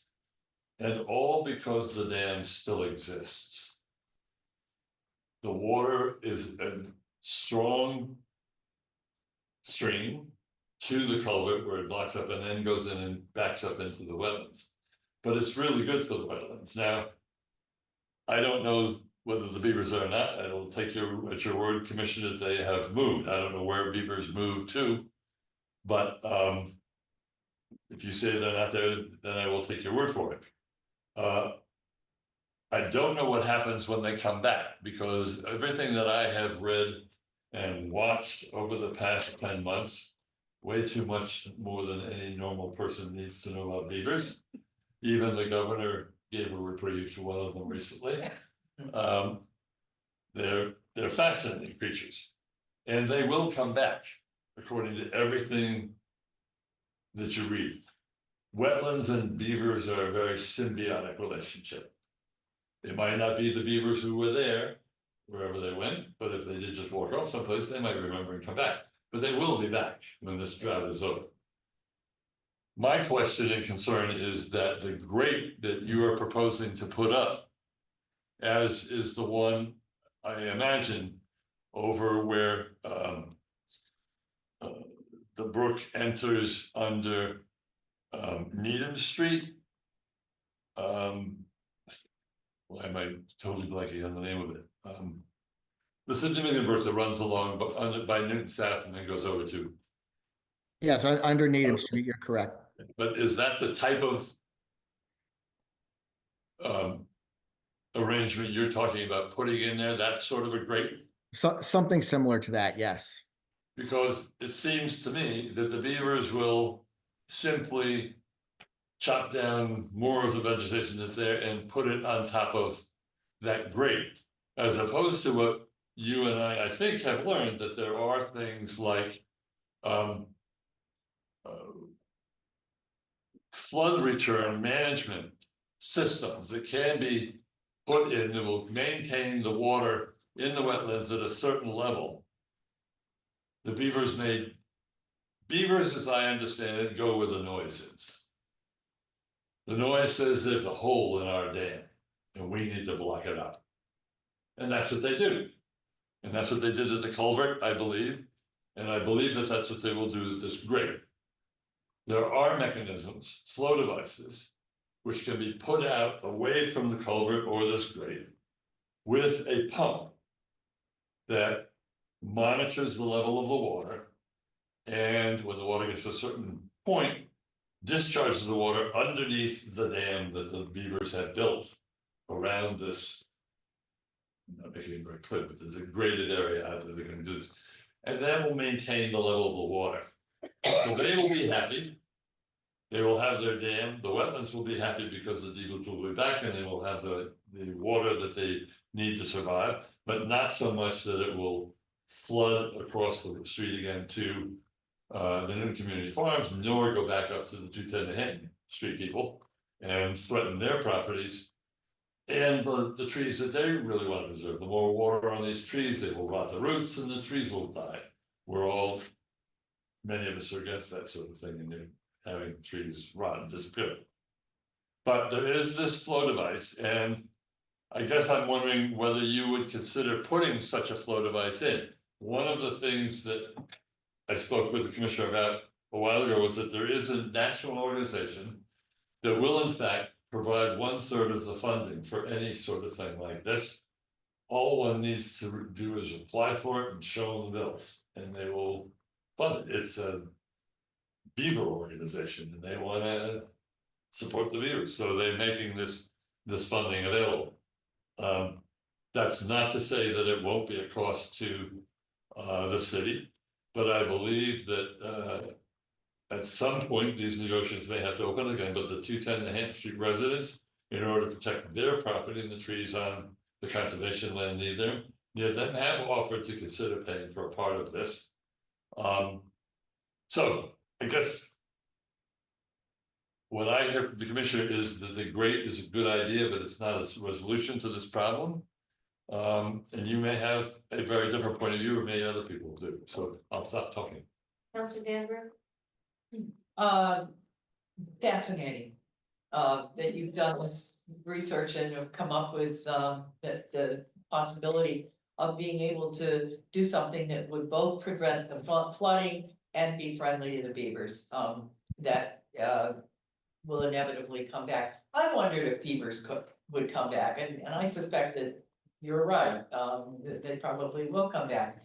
And so I wonder, if the commissioner could tell us, if we've looked into, anything like this, apparatus, that would allow for a certain amount of flow, and make the beavers would be happy and we would prevent the flooding. Yes, thank you, Counselor. So we did look into this. There's actually a beaver consultant, and the patented technology that Counselor Farrell was referring to is known as a beaver deceiver. This is real. I'm not making this up, honest. The consultant did come in, evaluated the area. The beaver deceiver, to operate properly, needs at least 3 feet of water underneath. Beavers require 3 feet of water depth. That's how they access their hut once it's built. Right now, and that's why we're 99% sure the beaver is gone, there is not 3 feet of water there. So the consultant said the beaver deceiver will not function here. So again, not the perfect solution, but our thought is to put the trash grate in, and then we'll have to monitor this area during periods of heavy rainfall like we've seen recently. And again, there's really, without monitoring and keeping that trash grate clear, that's our only other option that we're aware of right now. I don't see here a price for putting the grate in. Do we have an approximate price on that? The price would be minimal. Actually, our fleet division, our welding shop, custom fabricates these grates because they're all different sizes and configurations. And we would install that in-house. So it would be minimal cost. It'd be materials, and then of course our labor on regular time. So Probably, I would say under $1,000 in steel. And what would we do if a year from now the beaver is back? Well, what we need to do is we need to clear that grate on a regular basis, because we need to clear it before the beaver once it builds its lodge, then we can't touch it. Again, this is highly regulated by the state, through the Conservation Commission, and even if we need to remove a lodge as an emergency function, the health department gets involved also. So it's much more complicated than we would think. So it would be advantageous to all of us to make sure we monitor that on a regular basis and clear any debris as we see it accumulating at the grate. I just asked a question before I call on Councilor Farrell again. So if it started to rain again, which it might start to do tomorrow, I understand. Do you, before this drought, and now if it starts to rain again after the drought, do you know if there's more than 3 feet of water in that location? We could monitor that, but that's not going to happen in one rainstorm. We had 2 back-to-back years of record-breaking rainfall. So I think that's really what contributed to the beavers building a lodge at this location. Okay, so Councilor Farrell? Well, first of all, let me say that there is a beaver issue at Mount Ida, UMass also, where they have built lodges and dams, and they're very concerned about this. And Deputy Commissioner Sullivan offered to speak with them. I don't know what has happened with that. We're going to get more water. This isn't going to last forever. And it seems to me this would be a perfect time to put in a beaver deceiver. If I don't know which one the commissioner is talking about. The one that I understand and have seen many iterations of is actually a mesh system that's, let's say, 30 feet away from the culvert. It is at least 3 feet high, Commissioner's quite right about that. They need 3 feet, so it's at least 3 feet high. When the water's moving, they're probably gonna wanna start building the dam along that mesh. But then there is this beaver deceiver device, which recognizes that it's gotten to 3 feet. And it goes underneath that mesh to the culvert and releases the water. So that the beavers have their 3 feet. The wetlands are happy and protected, and the beavers are protected. And we don't have to worry about the problem of going in and taking out another beaver lodge. There's a lot of interest in young people in our schools about this issue. And I just offer this as an educational statement. I don't think it would be a good thing to be going in and taking out beaver lodges. If there is a way for us to solve this problem about the dam. I don't know what the cost is to do that. This might even be able to be made, as the commissioner said, by our own people. But I can show you online these pictures. It's a very simple device. And I can't imagine that it costs, well, I won't say, I don't know. But as I said, there is an organization that's willing to pay a third of it. The 210 Manhattan Street residents, at least months ago, were willing to contribute to this if it was going to solve the problem and their concern. And then the city would have another piece of that. I don't know, maybe the commissioner could make it as inexpensive as the grade itself. I just think that, I don't know, but I just think this is the perfect time to put it in. It's easy to get out into the wetlands right now because they're not so wet. Put this device in, have it. There is everything that I have read and watched that says the beavers are coming back. And I think we're all in trouble if the rain doesn't come back. And the wetlands are in trouble. So, I guess I'd like to see some interest with DPW to at least investigate what the additional costs would be for this beaver deceiver apparatus and the metal work to make it work. And the possibility of establishing that now, since the wetlands are not private land. So Commissioner, would it be possible for your consultant, for Councilor Farrell to provide the information about the beaver deceiver that he's found, and ask your consultant if that particular beaver deceiver, I never thought I would be saying beaver deceiver. If the consultant could look into it to see if that would be a solution before you make the final go ahead. Sure, we'll provide what information we have and we'll coordinate with Counselor Farrell on anything that he has. Thank you. Thank you. Councilor Getz? What do we move for? Yeah, so Councilor Getz is moving hold while this consultation is going on. I just wanted to ask as well. Yes, um, Councilor Is Kalis. there, so, Mr. McGonigal, is there any other option besides the deceiver?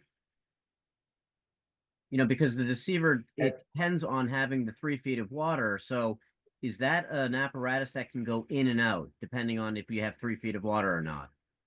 That's what we'll have to find out, Counselor. I believe these are a permanent installation.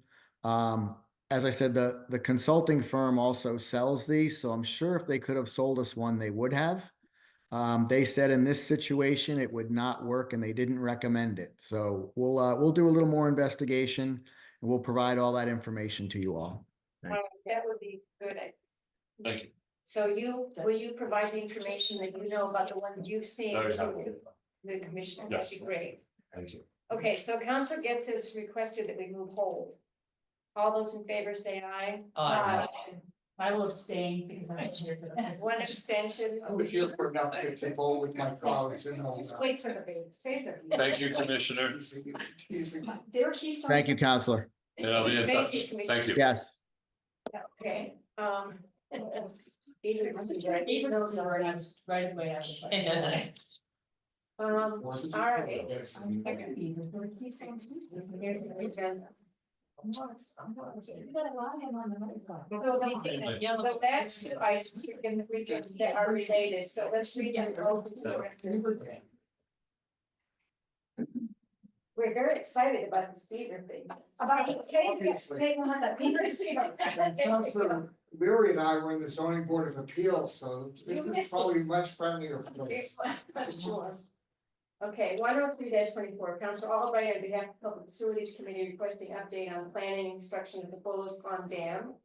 And 418-24, Veronica the Mayor requesting a discussion of the Bullow's Pond Dam rehabilitation project and preferred safety design. Commissioner, you're on. Yes, thank you, Madam Chair. Tonight, we'd like to share a presentation on DPW's preferred design for the state mandated rehabilitation of the Bullow's Pond Dam, which we've been talking about for quite some time now. It's in our CIP. We realize that this will be an ongoing effort, and we expect to be back before you in the near future to hopefully get a vote for approval on the project that we're required to do. Our preferred concept is a tried and true method in dam construction and restoration, and we feel this is the best design for the dam's rehabilitation. Prior to bringing this concept forward tonight, options were shared. We had a 14-person working group consisting of members of the City Council, Bullow's Pond Association, Newtonville Area Council, Parks, Recreation and Culture, DPW, and our design engineer. This afternoon, we received the memo that was sent to the City Council by some members of the working group opposing the plan that we're going to present to you. So we have our consultant, Jim Nickerson from GEI here, and we'll ask that you allow us to share our plan presentation. Then we'll take questions, and we'll respond in writing to the questions raised in the statements of the opposition letter. And of course, we look forward to coming back to you for further discussion and review. As we know, we'll be making some tweaks, and there'll be some questions and more information that needs to come out of this.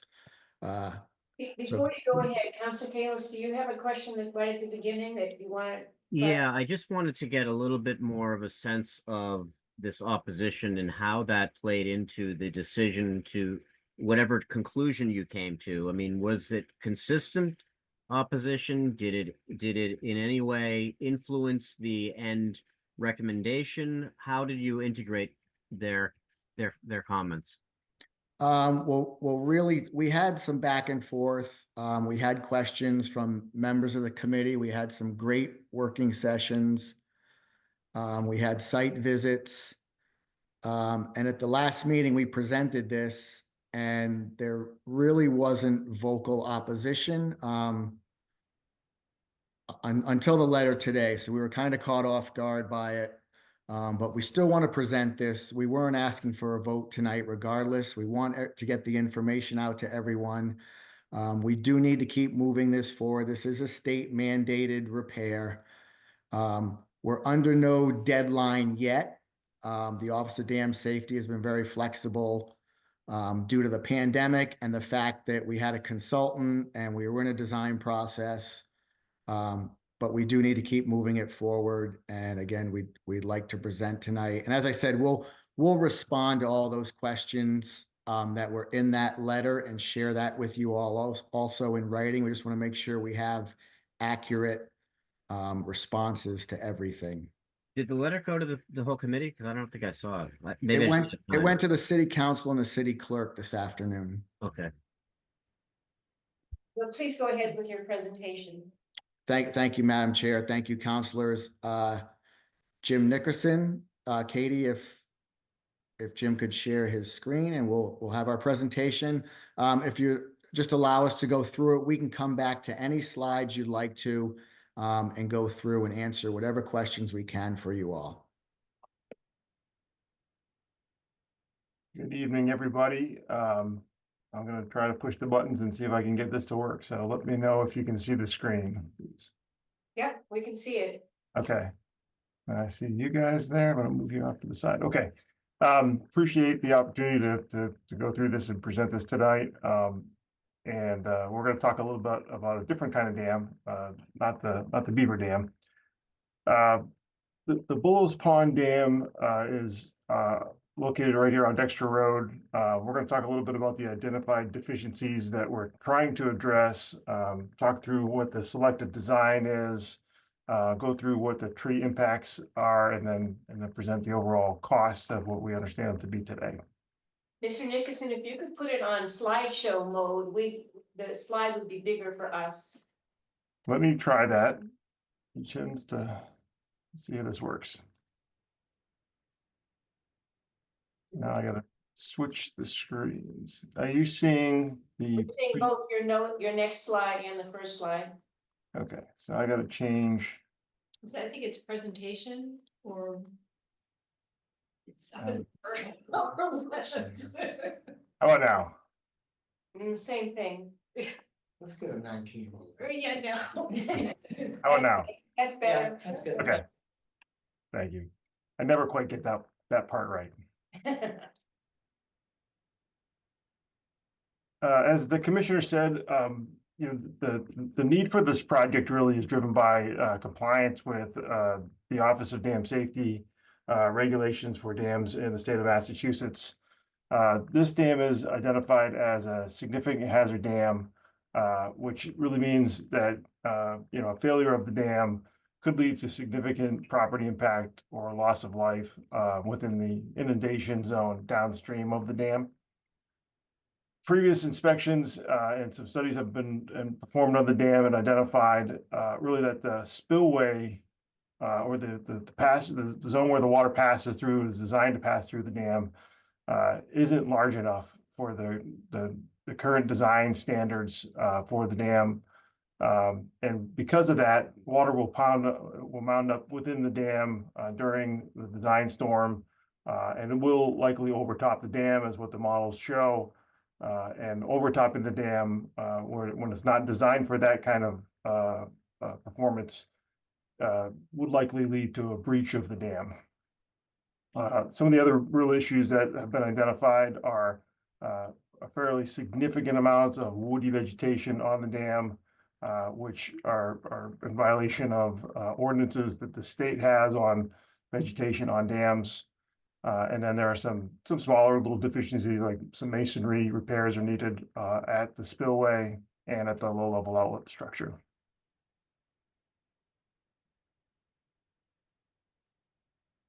Some previous work that a different consultant had done was a dam breach analysis of the dam. So if we were to assume this is part of what we typically do in a dam safety program to look at the impacts of a breach of any dam. This shows the inundation zone if we were to have a failure of the dam. And this, you know, the water would pass across Dexter Street, go underneath Walnut Street, and be on the order of about 3 feet of water in that zone, all the way to the high school. And you can see the inundation zone as the water works its way back to ultimately where it gets into a culvert down along the I-90 corridor. And there's a few callouts here where you can see water levels are about 2.5 feet over here on Gay Street, and Newtonville Avenue gets down to about 1 foot of water in that zone. So that's the primary inundation zone of concern if there were to be a breach of the dam.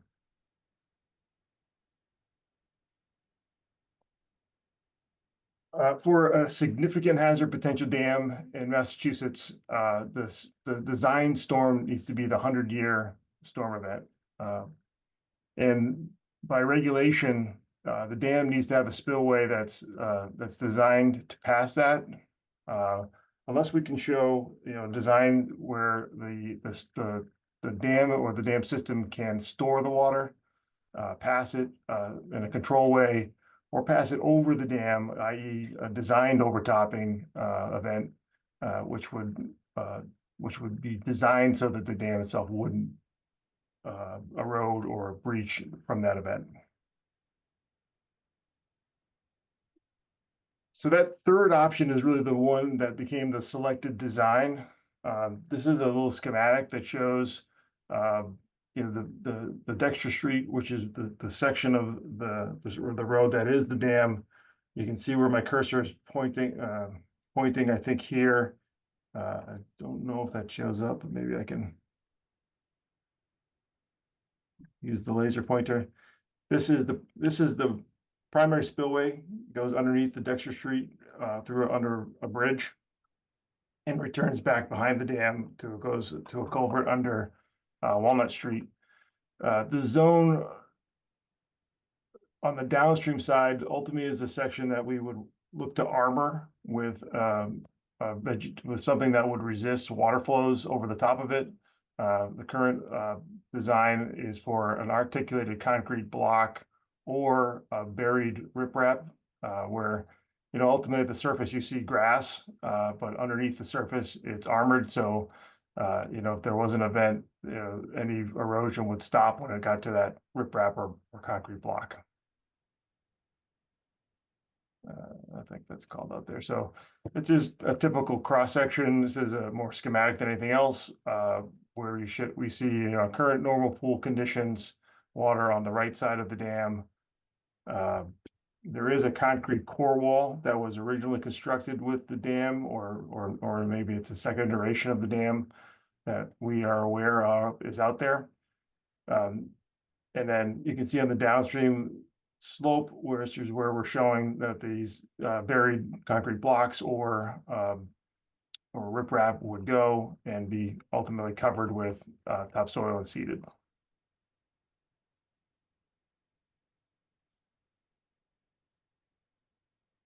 You know, steps within the construction process, you know, would have you know, the trees and vegetation removed. That zone would be stripped about a foot and graded into kind of a smooth place where the materials could be replaced.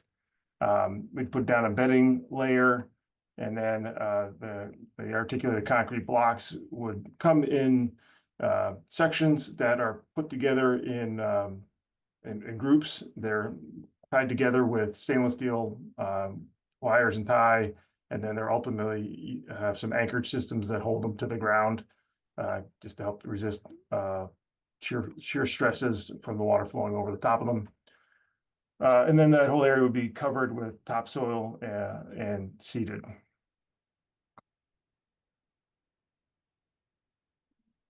Just sort of as an example what that might look like, the picture on the left is an example of what the articulated concrete blocks look like when they're placed. You know, it works together as a system. These are all essentially tied together to provide some lateral restraint to each other. And then once that's installed, the picture on the right shows it's buried after the fact, and you see at the surface grass in a turfed area.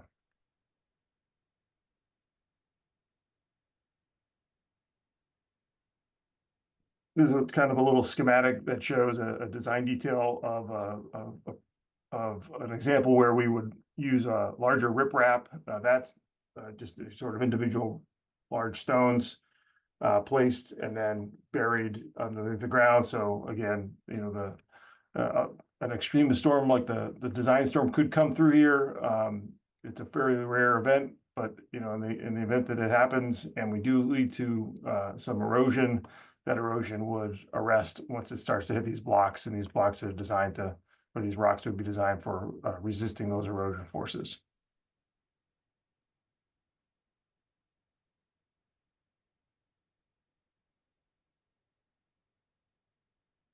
This solution does require the trees and woody vegetation be removed from both the downstream slope, primarily for installation of the erosion protection, but the woody vegetation on the upstream does need to be removed to be in compliance with the state regulations for vegetation on dams. We have done some counting of the trees. There's about 195 trees that would need to be removed.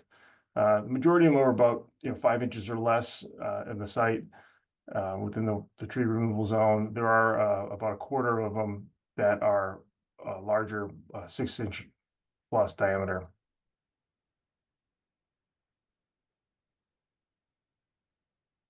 This image shows, plan view, overview of the dam.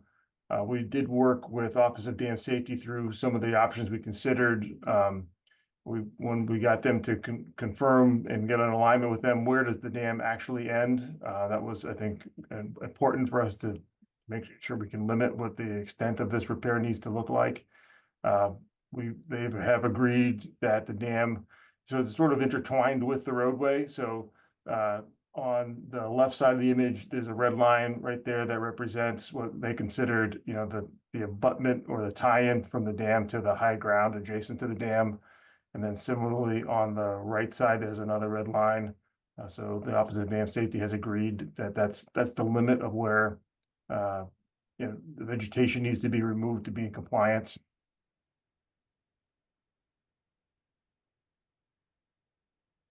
And then I think this image shows, that parcel, would stay largely vegetated. This is the zone in yellow that would be removed, and then ultimately, it would look like grassed turf in the current design. That would be preferred.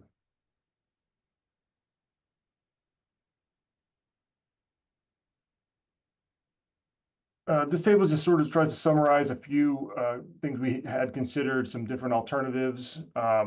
Several were more costly than the preferred selected design, which is the downstream erosion protection. This one had a little bit more tree clearing than the other two, but the other two still has a significant amount of tree clearing. Some of the challenges with the other two, also with it, as we talked through with Office of Dam Safety, they were very unsupportive, I would say, at the best, of options 1 and 2, which really kind of lead us into the selected design for a number of reasons.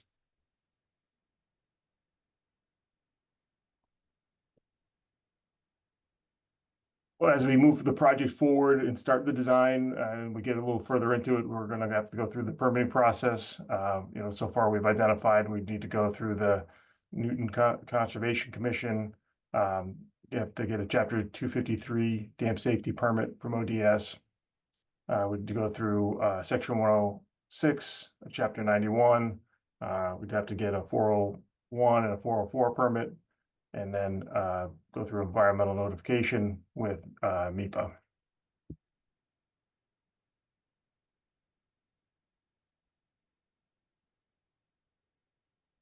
And here, last slide I've got, I think here is just sort of next steps. And Jim, I don't know if you want to take it from here, or I can answer questions. Sure, thanks, Jim. Yeah, so our next steps, as we will look for grant opportunities, there are many grant opportunities that we could apply for. Again, we'll proceed to that final design once we get to where we want to be. Obviously, this meeting, we'll have at least probably one more public facilities meeting. And then we need to go through, as Jim mentioned, our permitting process can take quite some time. The Army Corps of Engineers really held us up on the recent pond dredging at City Hall Ponds, so we're expecting some delays there. And then going back to our design options that was on the previous slide, we really weren't looking for the cheapest project here. We're looking for the most robust, the safest, and the design that we chose is that, and it's also the least impactful. If the other two options require us to move the utilities in Dexter Road, so that would be significant construction. It would add to the length of the project. So really choosing this design was really what we all agreed on the DPW engineering consulting side with ODS. The process that really made sense, that we thought would be the safest, the most robust, and the least impactful construction-wise also. Happy to take any questions. We have Lou Taverna, our city engineer, here also, between Lou and Jim Nickerson. Hopefully we can answer all of your questions. If not, we will get back to you, because we also will owe you responses to the letter you received today. I have a couple of questions while people are waiting for their questions. The shoring up of the dam on the downhill side that you showed us, that doesn't prevent the overtopping of the dam, does it? No, what it's designed to do is let the water come over the top. And, you know, without this erosion resistant material, the fear is that this material, the soil will just start to erode and it begins to back cutting and really that's the initiation of the breach. And there's a few things that the city has going for it in this condition. You know, it is a very wide embankment. Most embankment dams are not as wide, but because it's integrated with the street, it's pretty wide.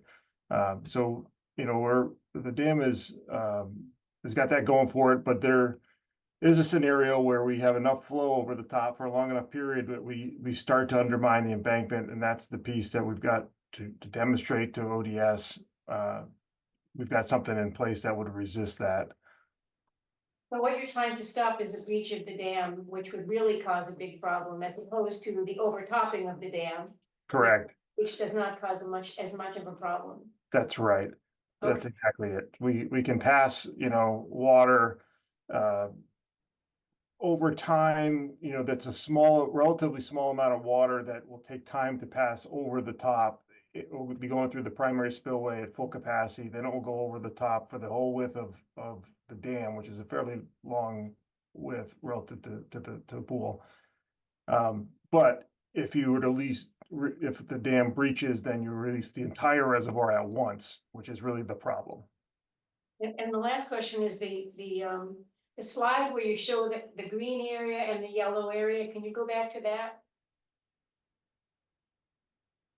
That one. So the yellow is where you're putting the reinforcement. Correct. The green, do you have to take all those trees down as well? No, those would stay as forested as they are today. Okay, so it's the trees that have to come off are the ones where the green area, the yellow area is? Correct. Okay, thank you. Now, I think Councilor Kalis. Jim, excuse me, Madam Chair, Jim, would you identify the trees on the upstream slope that need to come down also? Yes, there are a few trees here, although it's not as dense on this upstream slope that didn't make it onto this. Just want to clarify the total trees that are coming down, Madam Thank you. So Councilor Kalis, I think you're first. Yeah, thank you. And it's regarding the trees. Are any of the trees allowed to be replanted? Not on the dam. The requirement from the state is really that there can be no woody vegetation on the dam or within 20 feet of the dam. So this is essentially a state requirement. There's nothing that we can really do about this. That is correct. What's with the one that reduces the number of trees that are removed? The 172. I mean, it's not dramatic, but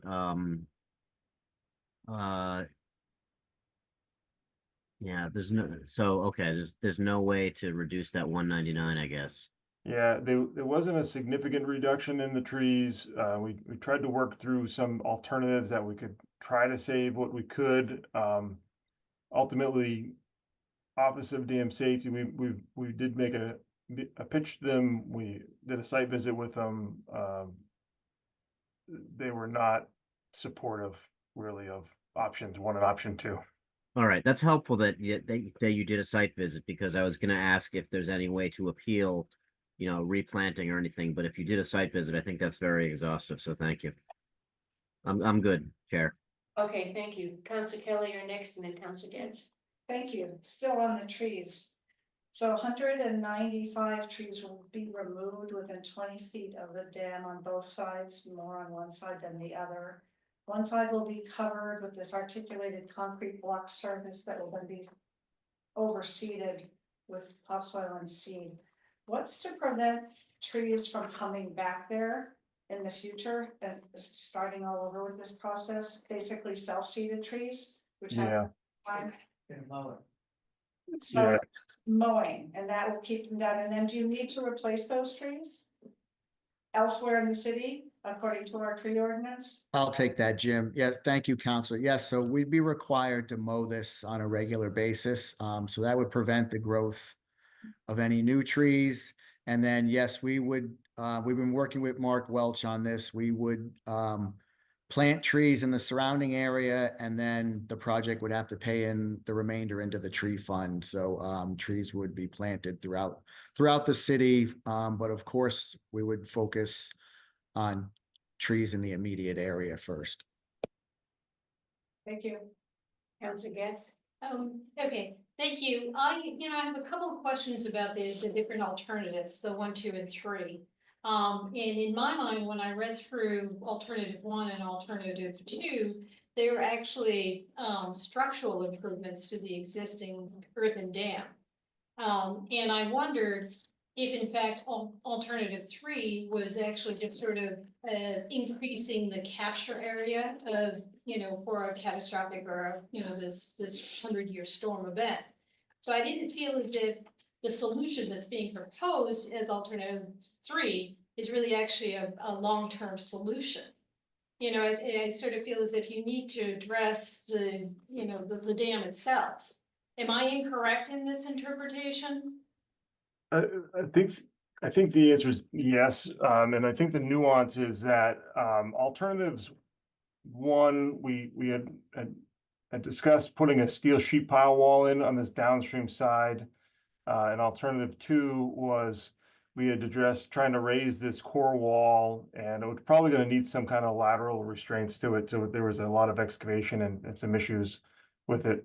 Both of those don't really affect the flow of the dam. So ultimately the dam would be exposed to the same characteristics, meaning we'd have water that wouldn't be able to fit through the spillway. So the pool would rise and it would come over the top of the dam and then run down the backside.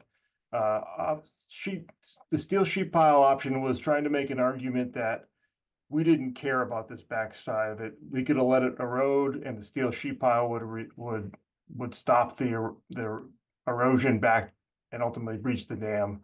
So you would likely have more damage in one of those extreme events if you had the steep sheet pile, but it would save it from breaching. And similar with this concrete core wall, although we would allow the erosion to come further back. So I think in both those cases, you end up with a weaker resistance to the erosion. And in all 3 cases, we are allowing the dam to overtop really in the same exact manner. This third option really stops the erosion at the furthest downstream point from the 3 alternatives, which would, and ultimately, if there was that event does happen, this would be the easiest or fastest to recover from. Okay, but I'm more interested in long-term solutions for this site, because I sort of wonder whether or not it's like a huge leaching field. That then it needs to be, the water will then eventually, and it felt like in some of the documentation, they were talking about augmenting down the road, like with that specific culvert, the piano key culvert, that was suggested by Councilor Maliki. So I wondered whether or not the intervention that we need to be putting in place here, it needs to be a more robust and a stronger solution than I felt like this alternative 3 was a symptomatic solution. I didn't feel as if it was really going to bolster the existing construct, the existing dam. Am I not correct in that?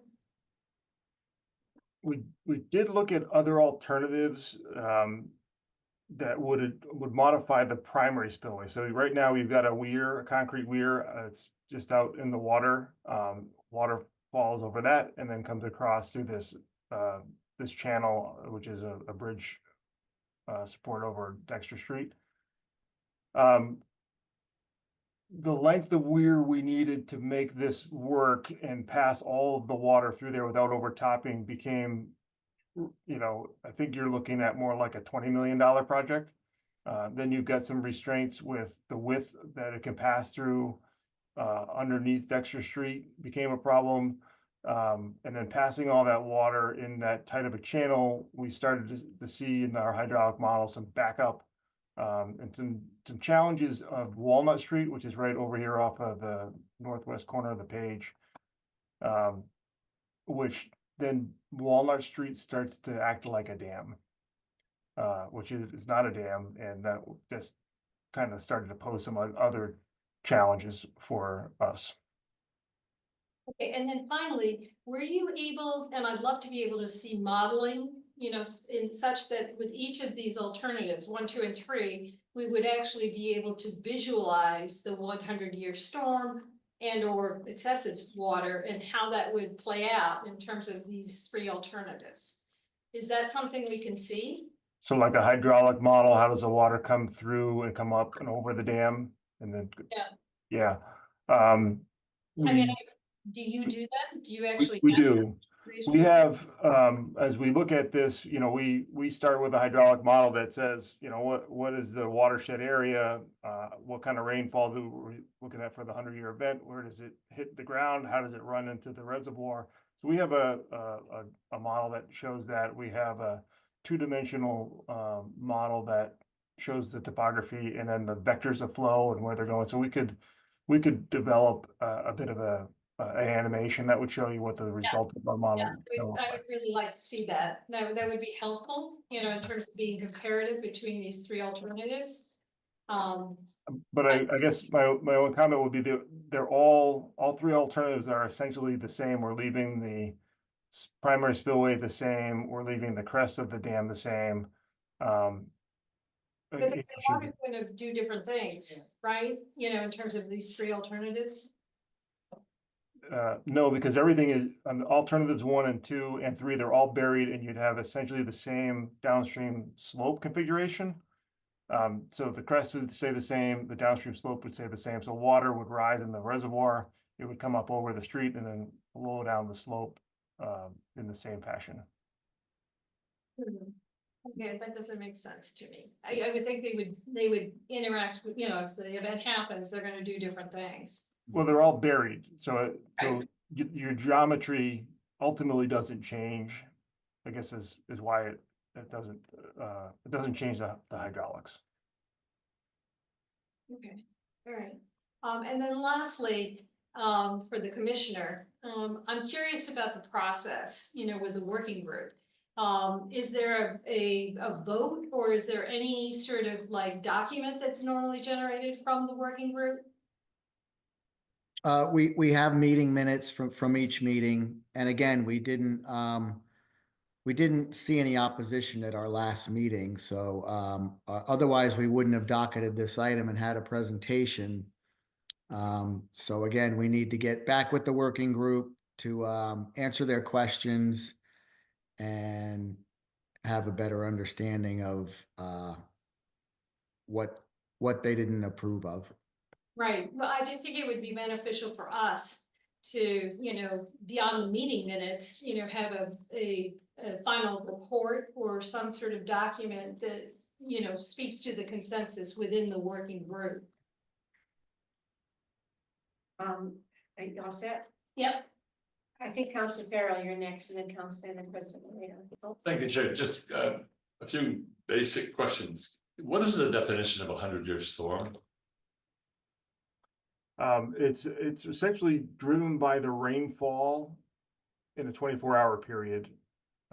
So we go back through the available historic rainfall data within the area, look for different rainfall collection sites, and then look at histograms of that and develop it through statistics. Have we had any 100-year storms documented in the past couple of years?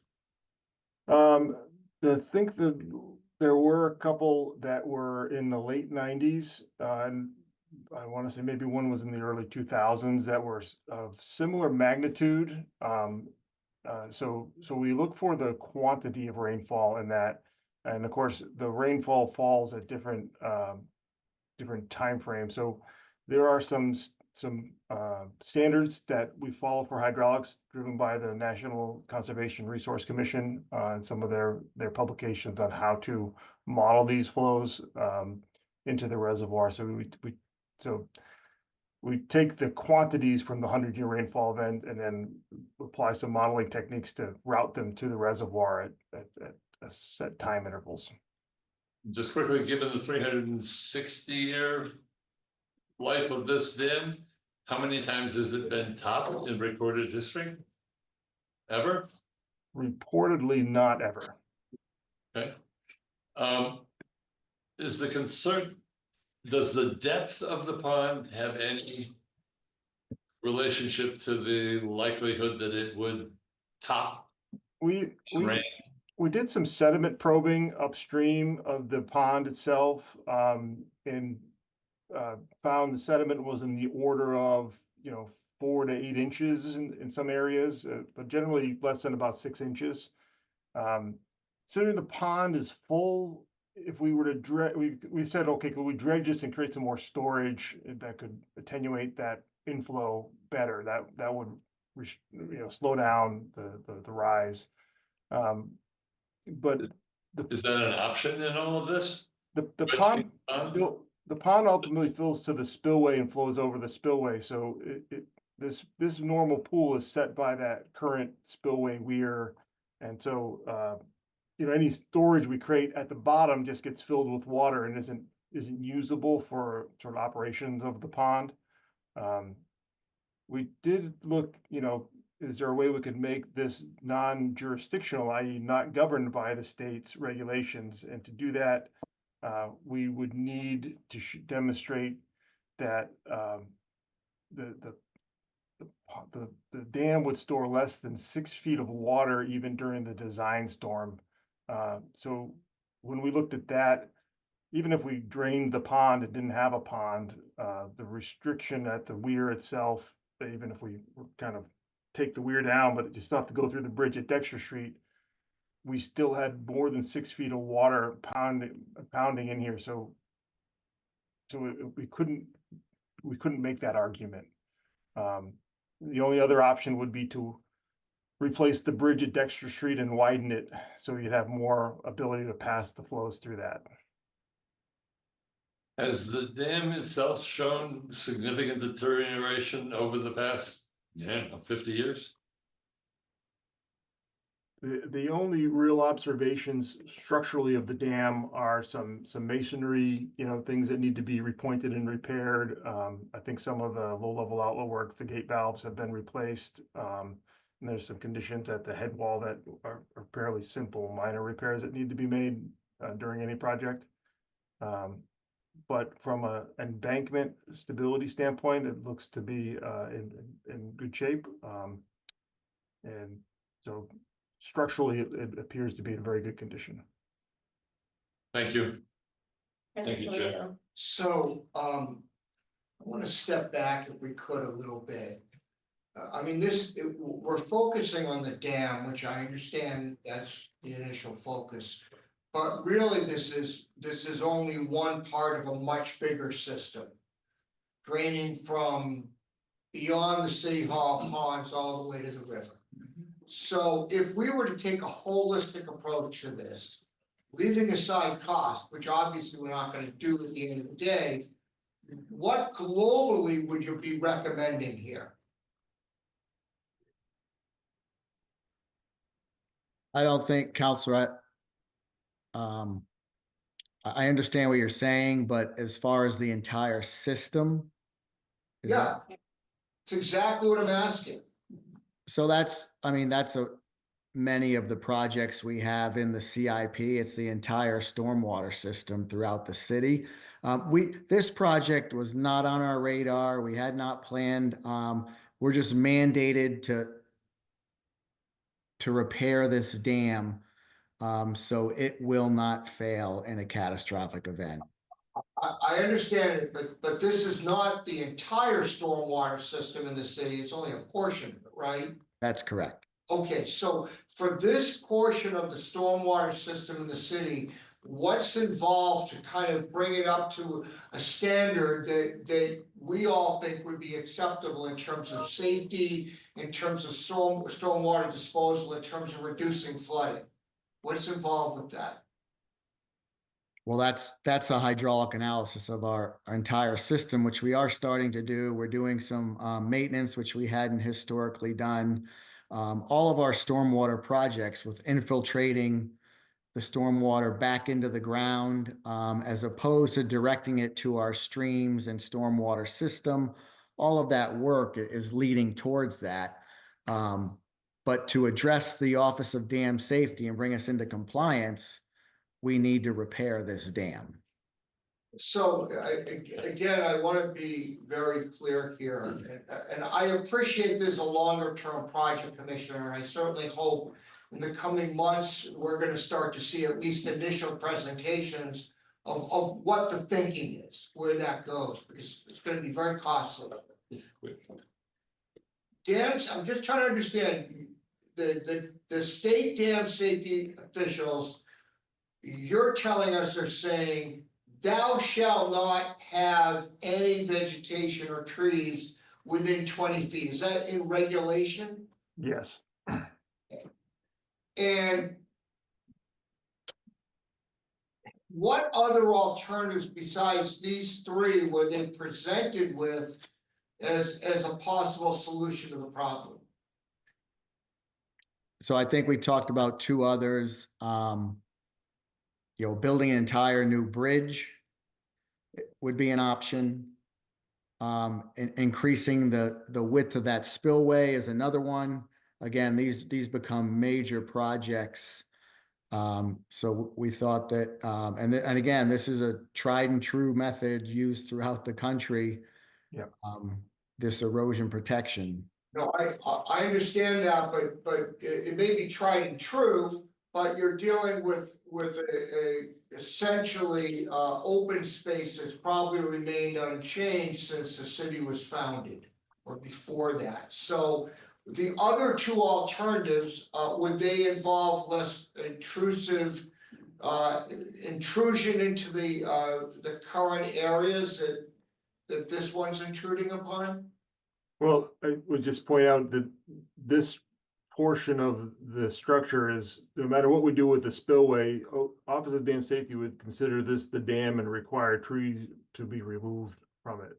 And you're saying that if we talked to them and said, this is what we're thinking about, what do you think? Well, we did have those discussions with them, and tried to find ways to save those with trying like the sheet pile wall option. They really weren't. Well, I'm just gonna follow. I'm sorry. Go ahead, forgive me.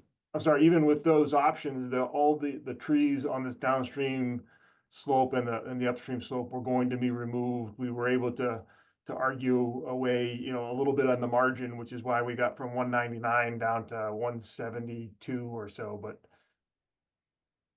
it's a large area. I thought I heard the commissioner say there were at least two other options, but they were very expensive. Would those options still have involved the same level of intrusion into the space that this project is contemplating? Probably more. I mean, realistically, there would be things like widening. I mean, all the trees would still have to go because the ODS would still consider this embankment the dam structure. And so the trees need to go from it. And then, if we're getting into like widening the spillway, building a wider bridge, that's just more space downstream that would be even more, I think, affected than the current plan. Be honest, I'm not fully following it, but I know you're gonna be coming back here and maybe that's just my ignorance. I'll certainly look at this more carefully. Would it be possible, Commissioner, for someone from the state office to be with us at a subsequent meeting so we can hear directly from that individual? We could ask. I think it would be informative for all of us. I'm not suggesting that you're not representing what they're saying, but it's always, in my mind, better to hear directly from the individual who's charged with making the decisions, rather than having it filtered through other people. So if that's possible, I think it'd be helpful. Thank you. Thank you, Madam Chair. Thank you. Councilor Farrell, Councilor Leary would like to say something first. I'm done. Oh, you're done? Thank you. Okay, Councilor Leary? Thank you, Madam Chair. This project is familiar to me, Commissioner, because I remember when I chaired the committee, we were talking about this dam. And I know there were a lot of concerns from residents, particularly the Friends of Billows Pond, as well as many others, about the significant change this would make to the neighborhood, and you're aware of all that and the amount of trees to be removed. You know, I'm always, I always do rely on experts to make those decisions, but I found it really helps to make some questions, to ask more questions about what the really specifics are, especially in this day and age when we're removing a lot of dams all over the country, for one reason or another, often to restore habitat. I understand this focuses here as on safety and protection of public and private property, where in the case that this dam could overtop. This is a dam that's been there since the 16th century. And I guess I'm just questioning the Commonwealth's specific reasons for requiring this dam removal, considering I was thinking the same way with Councilor Laredo when he talked about the more holistic picture. You mean the tree removal, not the dam? The dam's not going away, it's the trees that are going. The tree, I'm sorry, the Yeah, trees. yeah. Thank you. Yeah, I was talking about the trees going away, but you know, particularly a couple things, the dredging of Billows Pond, I think, is important and way overdue. I know we recently dredged the City Hall ponds. And prior to that, we had that, before we had dredged the City Hall ponds, we had that big flooding in August of 23, I think it was. It caused a lot of flooding, particularly in the library parking lot where it damaged cars. And part of the reason for that was very likely that there was nowhere for the water to go with the City Hall ponds being so full of sediment. And I think that's partially the case here with 4 to 6 inches of sediment at Billows Pond, where as a kid I used to go ice skating on, which no longer ever happens, partly because of the sediment and the salt that goes in the road, and of course, global warming. So I'm just not convinced that we have done everything we can to minimize the danger of flooding overall in a city that's being particularly continually built up, and we're losing more and more of our open space, and the importance of trees for storing water and preventing flooding as well.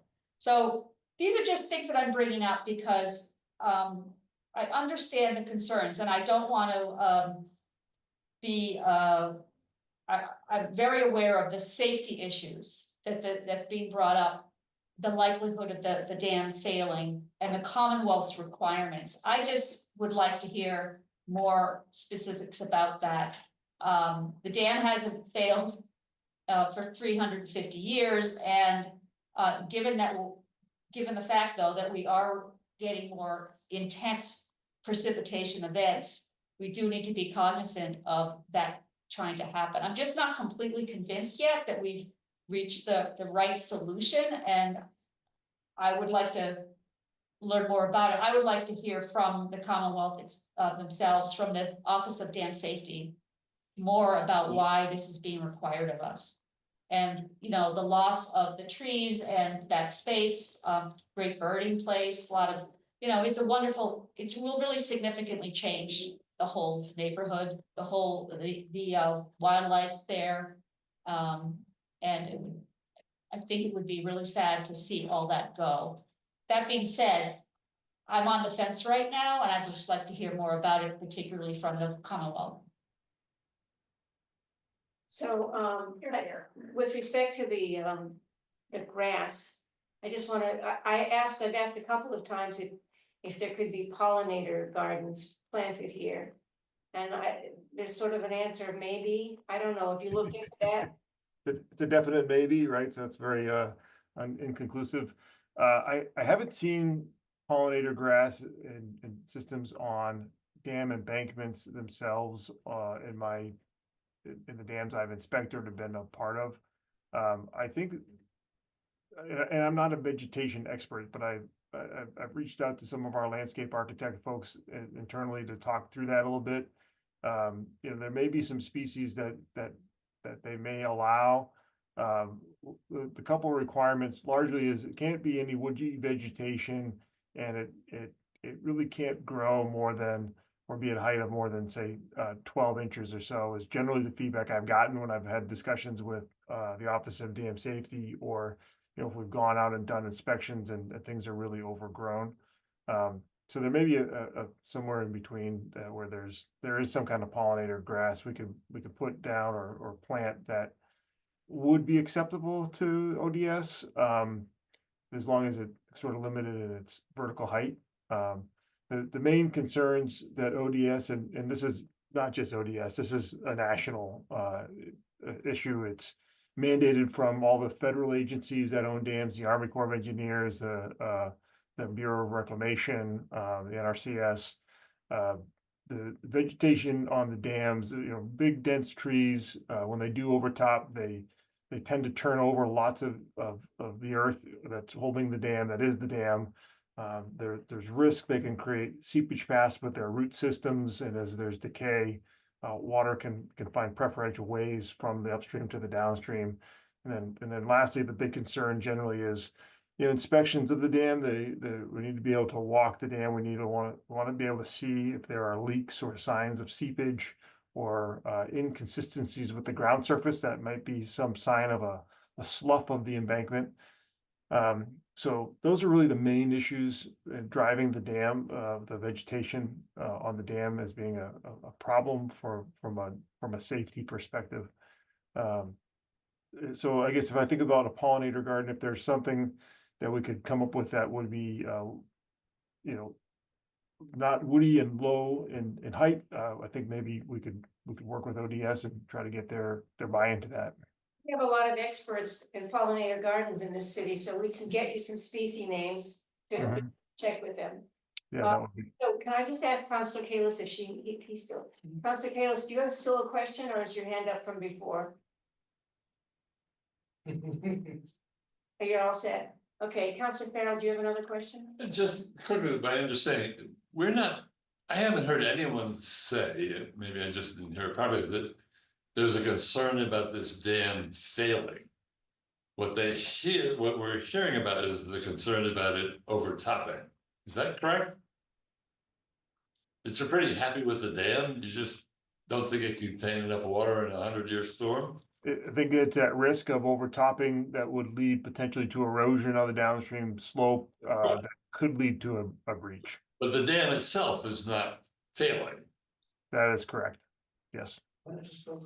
So, thank you. Councilor Getz? In that zone, that defined area where, and I'm assuming it's both that side and then the other side, that the tree removal is planned.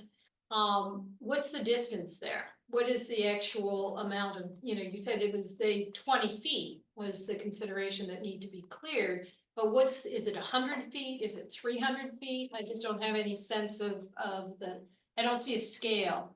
Yeah, it's been a minute since I've looked at the distances, and you're saying like essentially from Dexter Road down to this limit here, or are you talking about the length? The dimensions of the, you know, where the yellow ends. Yeah, the length along Dexter Road, and I'm just going by speculation here a little bit, I'm trying to remember the distances. I think it's about 300 feet long from, you know, the spillway down to this limit. It's in that. It has, the tree warden assess the, you know, because there are significant trees. I think that, are there any more, you know, in terms of there should be a chart of the trees that are coming down or proposed to come down, and in terms of like 30-inch trees, whether or not those can be saved and whether or not, you know, they actually would be outside the 20-foot distance that's being recommended in that 1 and 2 plan. Yes, Counselor. Well, Mark Welch has been involved with this, and once we had a design, we would work with him to identify if there was anything. We would go with his recommendation as far as transplanting or removal. I don't know if transplanting would be an option. Again, we would leave that up to Mark to determine that, as that's his field of expertise. We do have a count by size, that we've been working with to get that quantity. Yeah, and also the actual, the dimensions and the species of the Yes. tree. You're in this forest. You have that? Did you say you have that? We have a table of, grouped by, the nearest inch or so of the different, from 0 to, I think the biggest size we had was a 40 inch. It might be maybe one bigger than that, but there's only a few in that size. But we do have that, yeah. Okay, because this is all habitat. So can I call on President Laredo? Yeah? Maybe this question is completely naive, and forgive me if it is, but if the concern is not the structural integrity of the dam, but rather that the dam is not high enough to contain additional rainwater in a large storm, why not just raise the height of the dam? That is one of the options we looked at. When you raise the height of the dam, then it's more water that comes in and is stored. And then I guess the real issue is we started to look at it, and I'm not sure if one of my slides will be good enough. You start to impact adjacent areas, maybe, I'm sorry, Mr. Nickerson, I'm just not following that. So when we raise the height of the dam, we would almost have to raise and raise Dexter Street from here at the intersection of Walnut all the way to the other side. Then you have flooding around that structure that would impact adjacent property owners. That would be the. So wait a minute, so let me get this straight. Dam's built at a certain height, you raise it a foot. The concern is rather than going over the dam, the top of the dam and causing damage below on the stream, potential flooding. The concern is the water would disperse outward away from the dam and cause damage to other properties. That would likely happen, yeah. The more you raise the dam at its barrier, but the current model shows, water gets to a certain height and it starts to relieve itself by going over. If we raise the barrier, then it starts to impound more behind that structure. Where it is now, if it's at the top of the dam now, it's not gonna cause problems to the neighbors? Not as significant as if we were to raise it, and I think. Not as significant, I'm gonna push back a little bit here. Yep. Not as significant is not the same as no problem, so I'm trying to find out if you were to raise the height of the dam 6 inches. What would the effect be in terms of a risk of a 100-year storm? And along with that, I guess my question is, are you planning on doing any work to restore or improve the masonry and the integrity of the dam itself? Two-part question. The second part is the masonry. Yes, we plan to make improvements to the masonry as part of any repair we would do. The first Is part, that in your budget, Mr. Nickerson? yes. Okay. Yeah. The model we have predicts that the overtopping is on the order of 2 feet in its current configuration. So if we. Puzzled because part of the reason we're having the extra flow is because the City Hall ponds and then Bullock's Pond were not sufficiently dredged. That's created a higher baseline, so if they were dredged more, your risk of flooding would by definition diminish. And I'm trying to get us to a point where we're beyond the 100-year storm mark so that we don't have that risk at all. And if it would be that you increase the height of the dam by 6 inches or a foot, I'm just trying to understand how that all plays out, because I do think there's an intersection here. It may not be the right answer, don't get me wrong. But I think we when you come back here, we need to have understanding of first and foremost, what's causing the dam itself to have risk of overflowing. And it's really because we haven't dredged Bullock's Pond properly. We Big reason, right? in our evaluation, the dredging of Pools Pond doesn't impact the ability for us to pass water through the spillway. The spillway is a fixed weir, so anything that we dredge at the bottom is essentially filled with water before any water gets over the spillway at weir, right, in that location. So the dredged material ultimately gets filled almost instantaneously with water, and it doesn't have any more storage created for us in this configuration. Get rid of all the stuff that's dredged, and you're not creating any greater capacity in the pond? The volume is greater, but water will flow into it and fill it up, right? And then it will be like that, and its normal pool will always be at this fixed weir unless we're in periods of drought. Forgive me, Mr. Nickerson, I'm not an engineer, obviously. But if I have a pond that has 4 to 6 inches of sediment on the bottom, and I get rid of that sediment, then by definition, the pond is a greater capacity to hold water and is less likely to overflow. No, it will hold more water. You are absolutely correct. But that water would stay in that pond, and any infiltration, any water running into the pond will stay coming in until it gets to this elevation of 85.94, which is the weir, the fixed concrete weir, which it spills out over. So water stays in that pond all the time. And anytime it's flowing over that weir, it's at 85.94 or just a little bit above that. So if I go tomorrow and I dredge out this entire pond, we will gain more water, and over a few weeks with normal rainfall events and things like that, water will come back in and raise the pond elevation to 85.94, and it will stay like that, you know, essentially forever, unless there's a drought condition that would lower it. So we do create the ability to have more water in the pond, but the normal operation of the pond keeps it at this elevation 85.9. So when the flood comes, we are in a lowered state. If we drained the pond every time it was going to flood, then we would create more capacity to store that water, but that's not a typical operation. If we dredge the pond, by definition, if the water supply in the area remains the same, the pond is presumably gonna be at a lower level, right? No, it feels. Or is the water gonna somehow in from the ground and leach in? It's like your bathtub, and you have the emergency overflow spot, that's the spillway. So the water in the pond, in your bathtub fills up, and then it starts to flow over, and so you don't overflow your bathtub. And if you I'll let it go here, So the city hall ponds were just dredged, Right, but the water level in the city hall ponds is the same now as it was before.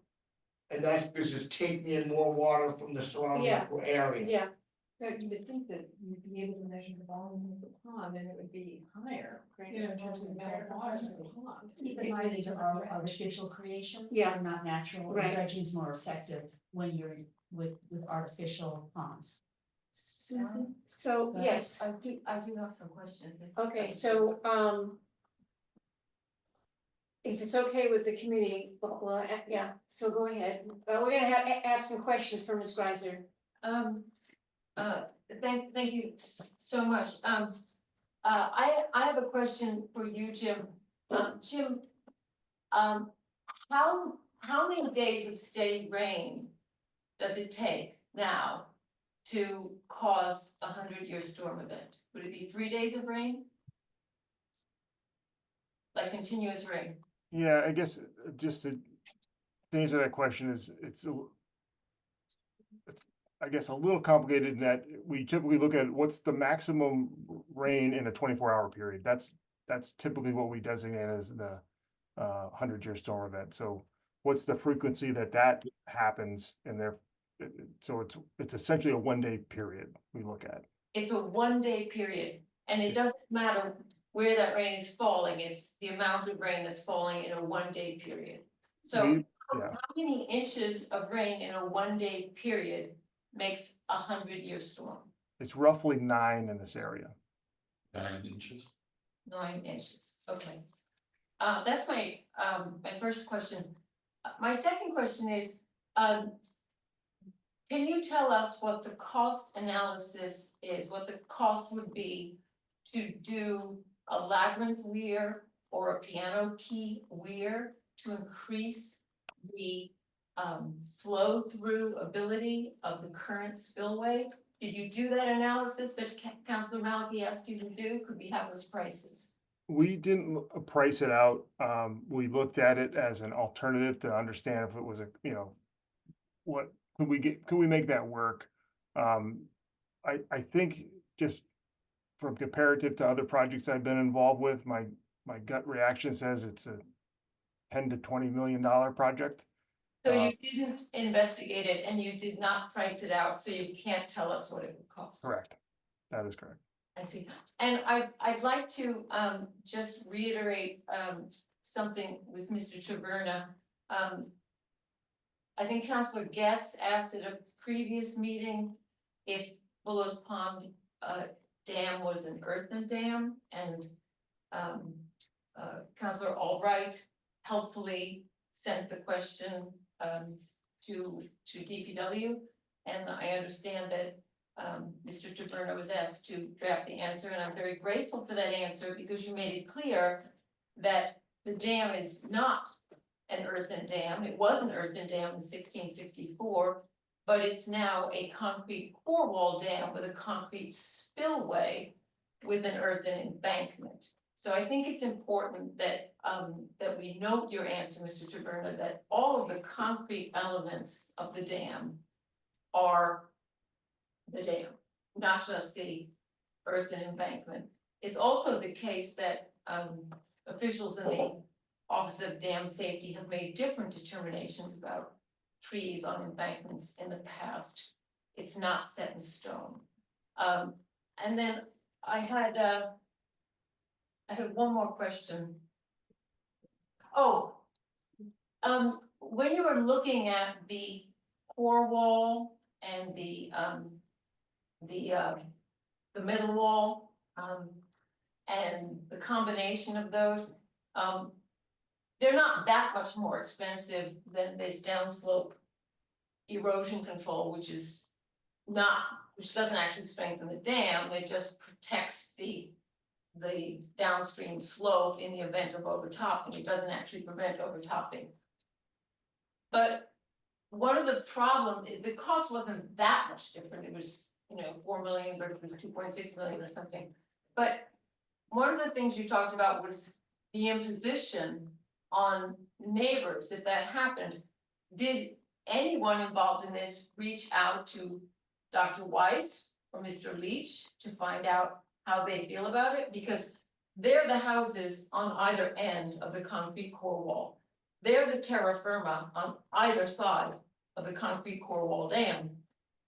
And I'm just wondering if you asked them what they thought about actually strengthening the interior of the dam to make the whole area safer and the inconvenience that would cause them. Did you ask them about that?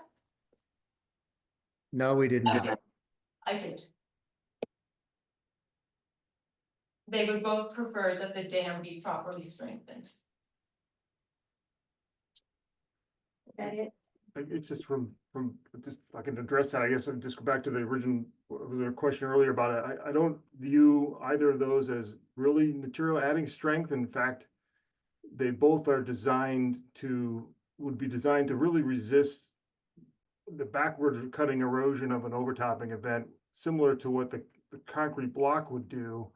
One difference is the concrete block would be designed to stop it earlier, and these other two alternatives would stop it later in its progression. So you'd have more damage from either of those two solutions than you would with the concrete block.